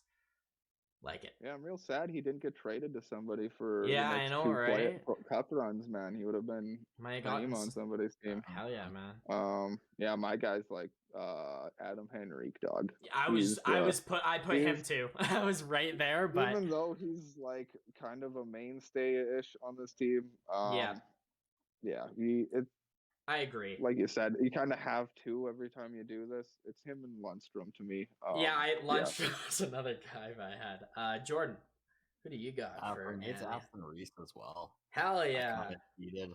I really like what he brought to the Pens, and I'm really excited to see what he brings to Anaheim. I think they got a great pickup here. Oh, him and Grant on a line. Like they replaced Delorier for free guys. Well, not for free. They gave Raquel, but like they got others pieces with it too. Like such a good player. I'm excited to see how he meshes in with this Anaheim team. Absolutely. What is the next team? Chase. Throw a team out there from the Pacific. From the Pacific, I guess Calgary then. Calgary Flames. Funny enough, we talked about him. I'm gonna go Noah Hannafin. He was so good this year, and I don't think underrated. Yeah, man. How do you put a top pairing D man as an because underrated? He wasn't a top pairing D man. And no doubt. And Shillington has gotten a lot of the attention this year. A lot. Offensively and defensively, it's Tanev.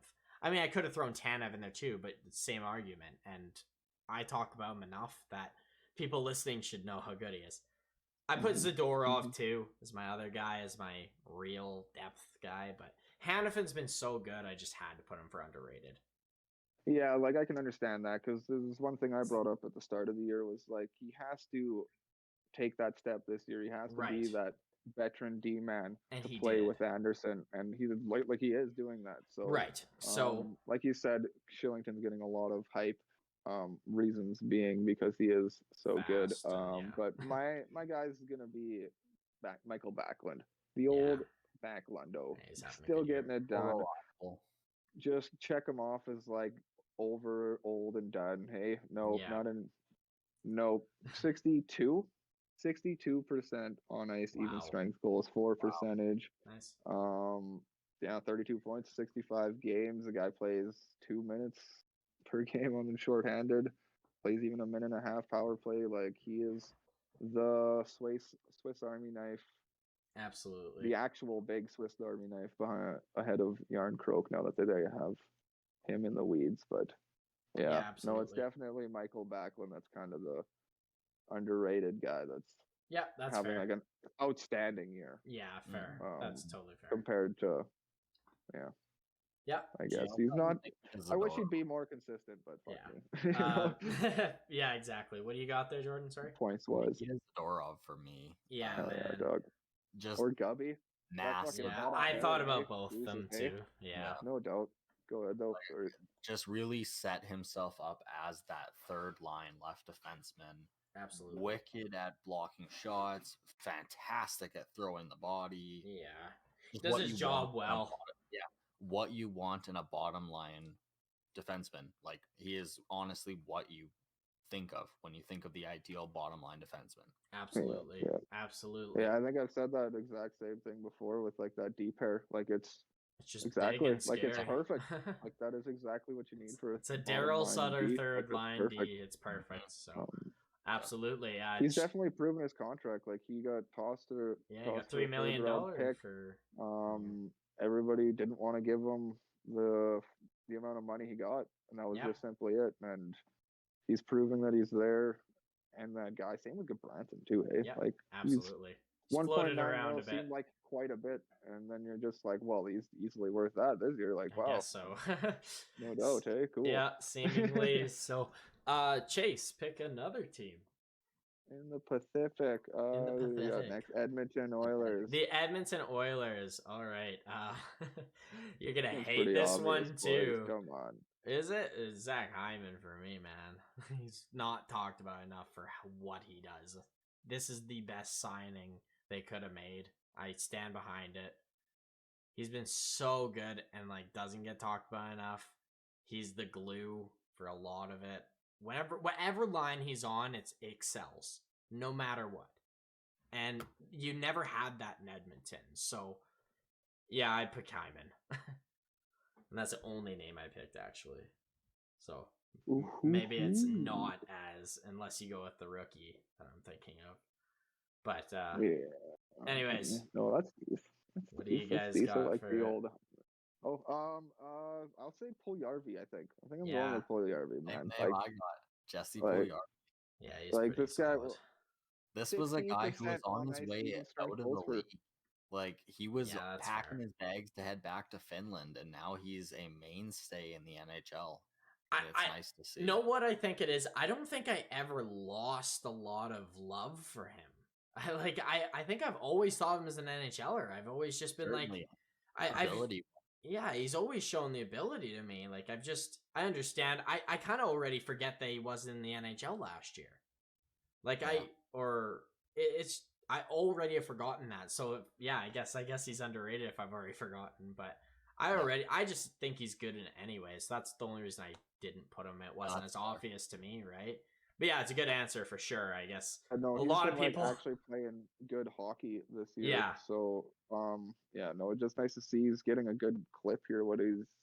So last year he got 55 games, 25 points. This year he's got 33 points in 53 games. So yeah, fucking progressing forwards, and that's really all you can ask out of this guy. Like I said earlier, 60% on ice, even strength goals for. That's like the best on the team. Yeah, I thought you guys were thinking for like regulars.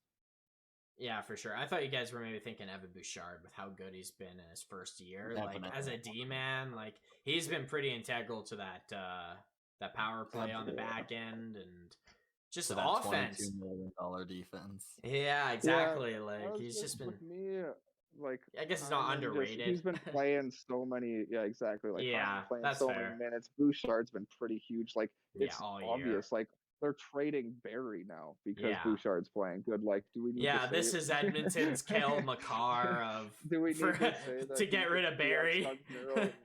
Oh man, Barry cannot just catch a break. Everywhere he goes, they find a young D-man who's right-handed and good. The reason I bring up Puljujärvi is because he's kind of getting lost in the weeds. Like, cause, like there's guys like Hyman and like all these other guys and Kane and stuff like that, and he's nonchalantly doing it, especially with Yamamoto, the way he's been playing under Woodcroft.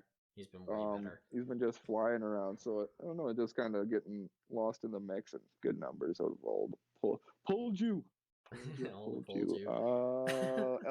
boys. LA boys. LA. Mine. This one's pretty obvious to me. I mean, there is a couple names, but it's Trevor Moore. Without question. Trevor Moore. You see how many points that guy has, man? He's like over half a point a game. Yeah. 28 points in 67 games. Oh, is he like the only guy in the league that hasn't missed a game? Like, Jesus he's Christ. like he's been so good, and like he was just like a random leaf that just was in the Campbell trade. Random thrown in there. And I will back you up on this by saying he's like the best, number one forward on the team in on ice even strength goals. Yep, not surprised. 60%, 1.7 ahead of Dano. He's doubled his points of last year almost already. Like he's 5 points away from doubling it, and he's played 11 more games. Like he's having a great year. I mean, there's another guy I threw down, but. We'll wait for Jordan. The only other guys I would bring up, because I would agree with you, is Edler and Oli Mata. Like, those guys have been weirdly just good all year. They're ahead of Moore and on ice even strength goals for being just who they are and the reputation they have.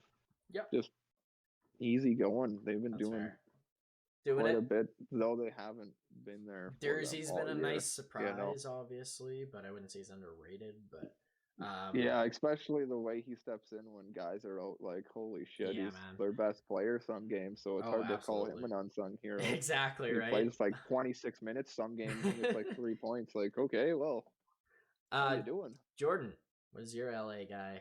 I've got Jonathan Quick.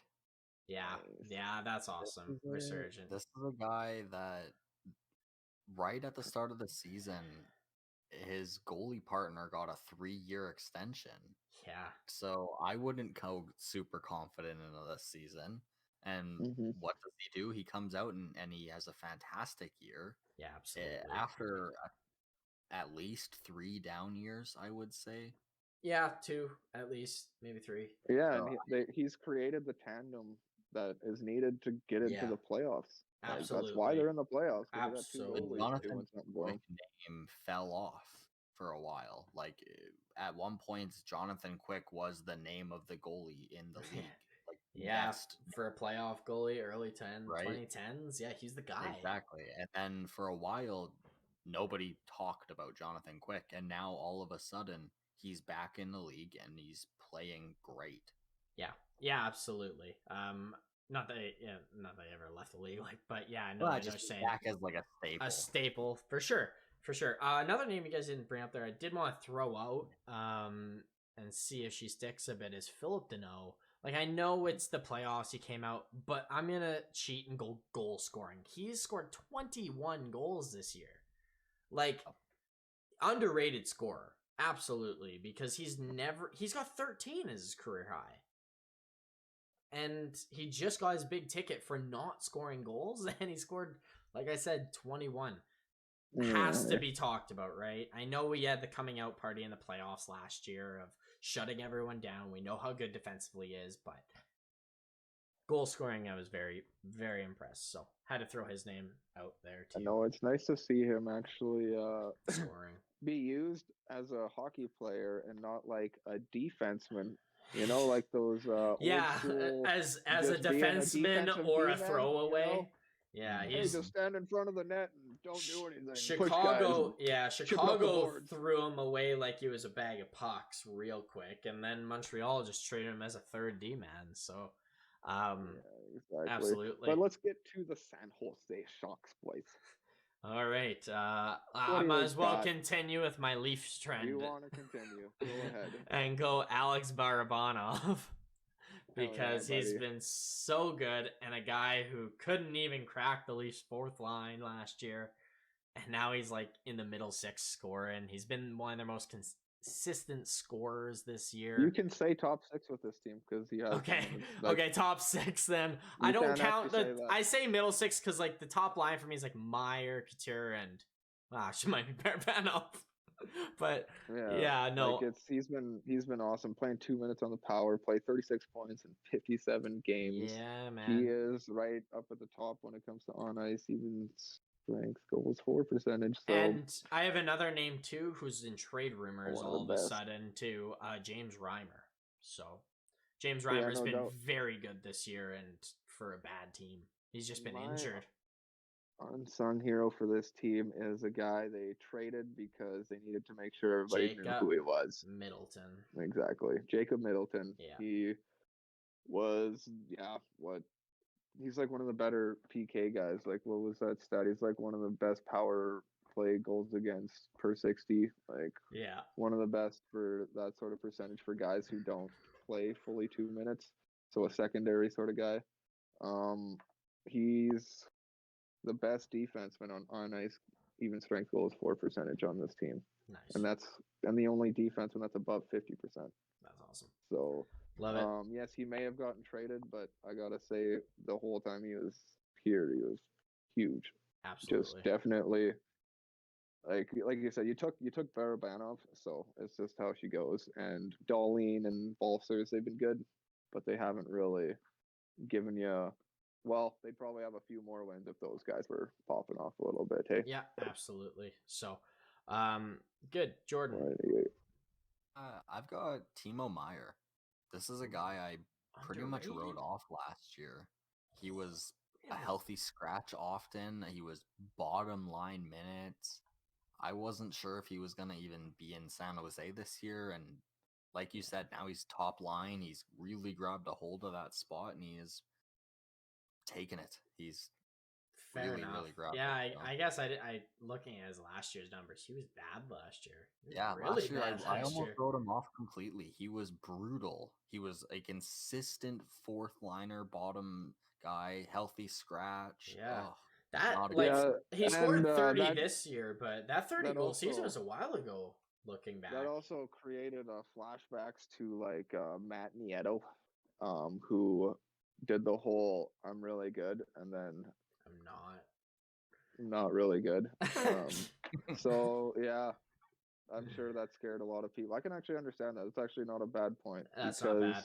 I honestly forgot how bad he was last year. And like you kind of look into like this year, and you're just like, in all reality, if I was standing here last year, I'd be like, why? Holy shit! If I was a San really Jose fan, if I was paying attention to a team that was more relevant, then I would have probably noticed that he was very bad last year. But I just have given up on San Jose. I think what you're saying is he's underrated out of the fact that like, this guy's getting over a point per game, and like he had like a tragically almost. Yeah. I think he just feels the same, the same but opposite of how I felt about Puljujarvi. Like you just felt low about Meyer, I felt high about Puljujarvi. It's just the opposite in that way. But like, I get it. Like, I mean, like there's some like Hannafin I threw in there. Like he's a big name, and he's become a big name. So yeah, no, that's totally fair. I mean, I get writing off Meyer. I understand it. Let's go to the Quacken. The Quacken, the Crappy. Yeah. I picked two guys. Because one's injured, but when he was playing, he's their best player. And nobody probably knew, but Brandon Tanev. Like he's their most underrated player. He's the first name.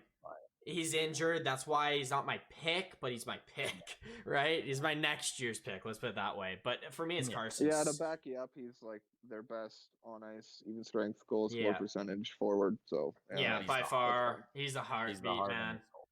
But for me, it's Carson Soucy. He's been one of the only defensemen that's been good on this team. So he plays a lot of minutes, a lot of PK. I agree with that. Carson Soucy. Love him. Yeah, Chase one bright spot out of the defense. Yeah, one of the few. And you know what? Too, I do want to give a little props to Hayden Fleury. He's been okay. He's been okay. Not him though. The Adam Larson. He has done a lot for this team. He does so much. He plays so many minutes. He has over 100 blocks. He has so much PK time. Like it looks bad. But they're a bad team. He's thrown out there every time. So number one guy taking on everybody's big stuff. So So you gotta tip the cap to him because like what a fucking year that this is. Will Borgen's pretty solid too. Who's actually stayed in the NHL, but he's not like outstanding anymore. Start of the year is real solid. But... Yeah, no, it's basically Soucy's. Soucy and Tanev are like the positives to this team, and like Alexia kind of.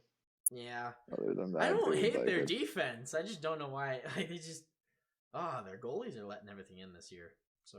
Yeah, hey, like it's just a bad year for Grubauer. Like, what if they're just having a bad year, Grubauer and Driggs? Like, what if next year they're just like the best again, like they were last year? So. Yeah, the old pressure shaken off. You don't have the whole. Gotta be amazing. Now it's more like just get back to playing fucking puck. Like, Jesus. Jordan. Who do we got next? Jordan. What do you got? A guy I've got plenty of time watching on the ice, Daniel Sprong. Yeah, I was already made an impact in Seattle, and I know he's gonna become a main staple in this team. Yeah, I agree with that too. I really like Sprong. He's got a golden opportunity. I disagree. I don't think Sprong's gonna stick around, but that's cool, man. He's got 2 goals, 2 games, boys, with the team. Fucking 100% on ice, even strength goals for fucking best. Yeah, best player on the Kraken. I think they'll keep him for sure next year, and he's got to prove it next year for sure. But yeah, no, I like Sprong. I'm interested to see what happens because he could just find a nice role in there. So yeah, if they don't pick up these awesome acquisitions and make their team great, I feel like Sprong should have a spot. But yeah, in the top 6 or middle 6. But let's go to Vancouver. Yeah, let's go Vancouver. I don't want to start this one off because I'm gonna get in trouble for my answers. So Jordan, you started off. Jordan, go for it. Nils Hoglander. Yeah, I like Nils. One of my favorite names in the league, and also one of my favorite young guys. I love watching Nils play. He is fantastic both ways on the ice. He gives his heart every single time he goes out there. I am a huge fan. Funny enough, I think he's probably the 3rd last name I'd pick for that because I expect it from him, honestly. If anything, I expected a little bit more. I expect him to be one of their better guys. That's just me, obviously. My safe answer is Luke Shen. Because he plays with Quinn Hughes, and I like that. And best on ice. Yeah, man. He's been Quinn Hughes' best partner. Like it's almost Quinn Hughes is turning into like early days Morgan Riley, like real fast, being just the best guy and having no one to play with. Yeah. A name I can't believe I'm throwing out there though, Tyler Myers. Yeah, buddy. I feel like I kind of did him a little dirty when we were talking. I still defend that his contract is one of the worst in the NHL. You basically old yellered this guy. I basically old yellered this guy. I basically did.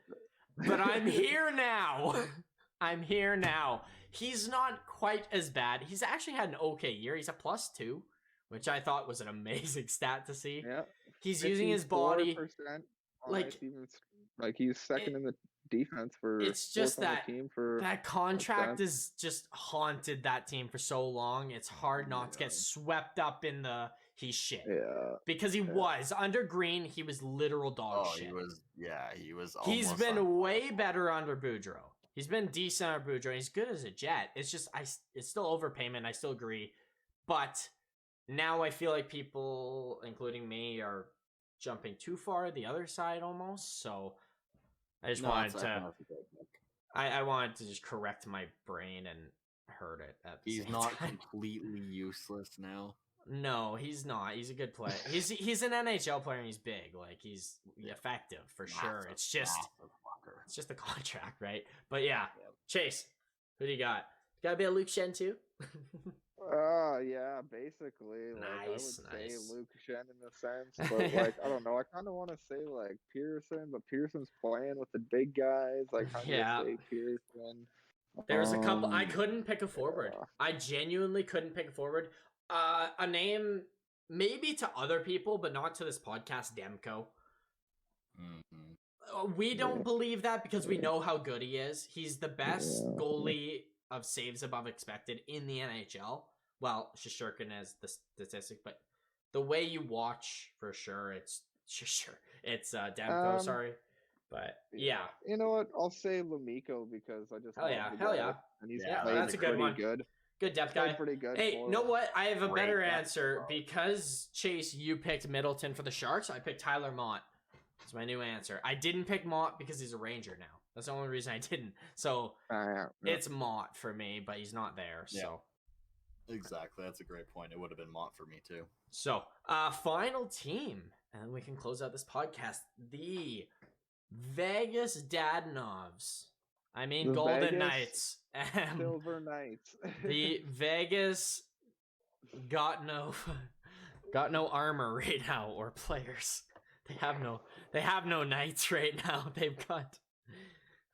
got the B class of there. But what do we got? Who is your guys's? I think there is an obvious name. Well, I think. It's not Nick Waugh because he's played way too much for him and done way too much for him. But I'll give it to. Okay, we'll erase the obvious name. Yeah, it was Nick Waugh and Whitecloud. Same names I put. Whitecloud I put first. He has been outstanding for them, playing I believe 19 minutes a night. Like second line, like he's just been the bee's knees for these guys. And obviously Nick Waugh stepped up in a way that no Golden Knight fan could ever imagine. So he's like the clear, obvious one in my eyes of stepping up for sure. And but sure not unsung when he's winning. Not games. Anymore. I guess you can't say unsung, but like for your casual hockey fan, he is. Like, who knows who Nick Waugh is if you don't watch all the time, right? Or watch Vegas a lot. Yeah, so, for sure.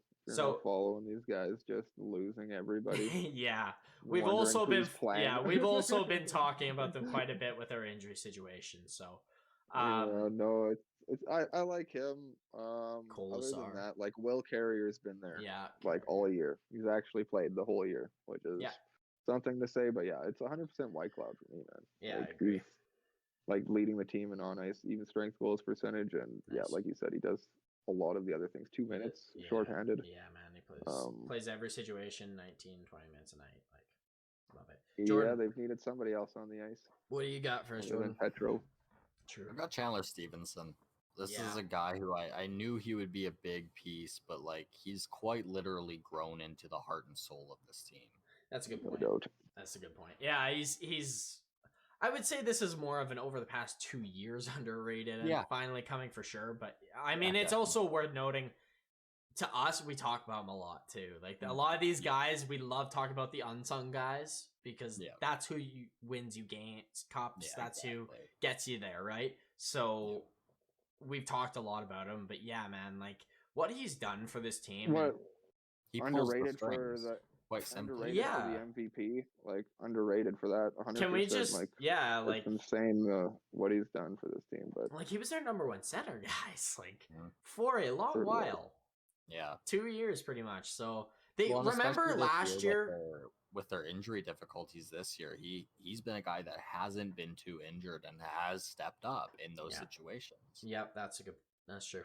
Been there all along the whole wide world. So wide world. Hey, let's just give him the underrated trophy of the past half decade. I think that's fair. And Barkov can have the first 5 years of that. So hey, wait a second. Timo Meyer, what's that comeback player of the year award? He'll get that shit, hey? Fuck me. Bill Masterton. Bill Masterton. Yeah, it is Billy. Something like that. Yeah, just like sportsmanship and a high ability of playing and such like that. So yeah, it's basically the bounce it's like back. they're coming back from last year, I thought, or something like that. But they put it in fancy words to make you confused about it. So, but that is all we got for underrated players in the Pacific. Like I said, we will do our grade for the whole NHL next podcast because I think we can rip through those fairly quick. Since we already talked about trades, and then we will continue with the underrated players and go through the final divisions. So be on the lookout for that. And Chase has some breaking news as he is stunned. Sorry, no, I'm just seeing the Kraken beat the Kings 6-1. Oh my god, love it! What the hell? Saw Buffalo Tokarski beating the Chicago Blackhawks. Yeah, those did you dickheads. See that? I did. Epic game. Loved it. Tough start for the old kicker there, but the team came back. Team came for him. Yeah, man. What was it? Olsen getting 2. Love to see it. But Victor. Jordan's fallen asleep at the podcast, so this has been the Couch Nights podcast. Sorry for the late ones. Our schedule will be changing, so be on the lookout for that as our schedules, our personal life are changing. So just be on the lookout for that and other videos on our Instagram, TikTok, Twitter, YouTube. Guys, what else do we got? Do we have anything else to plug? I like chicken soup. There we go. Chase likes chicken soup. And we love you guys, and we'll see you guys next time. So have a good week, guys. Peace. Word.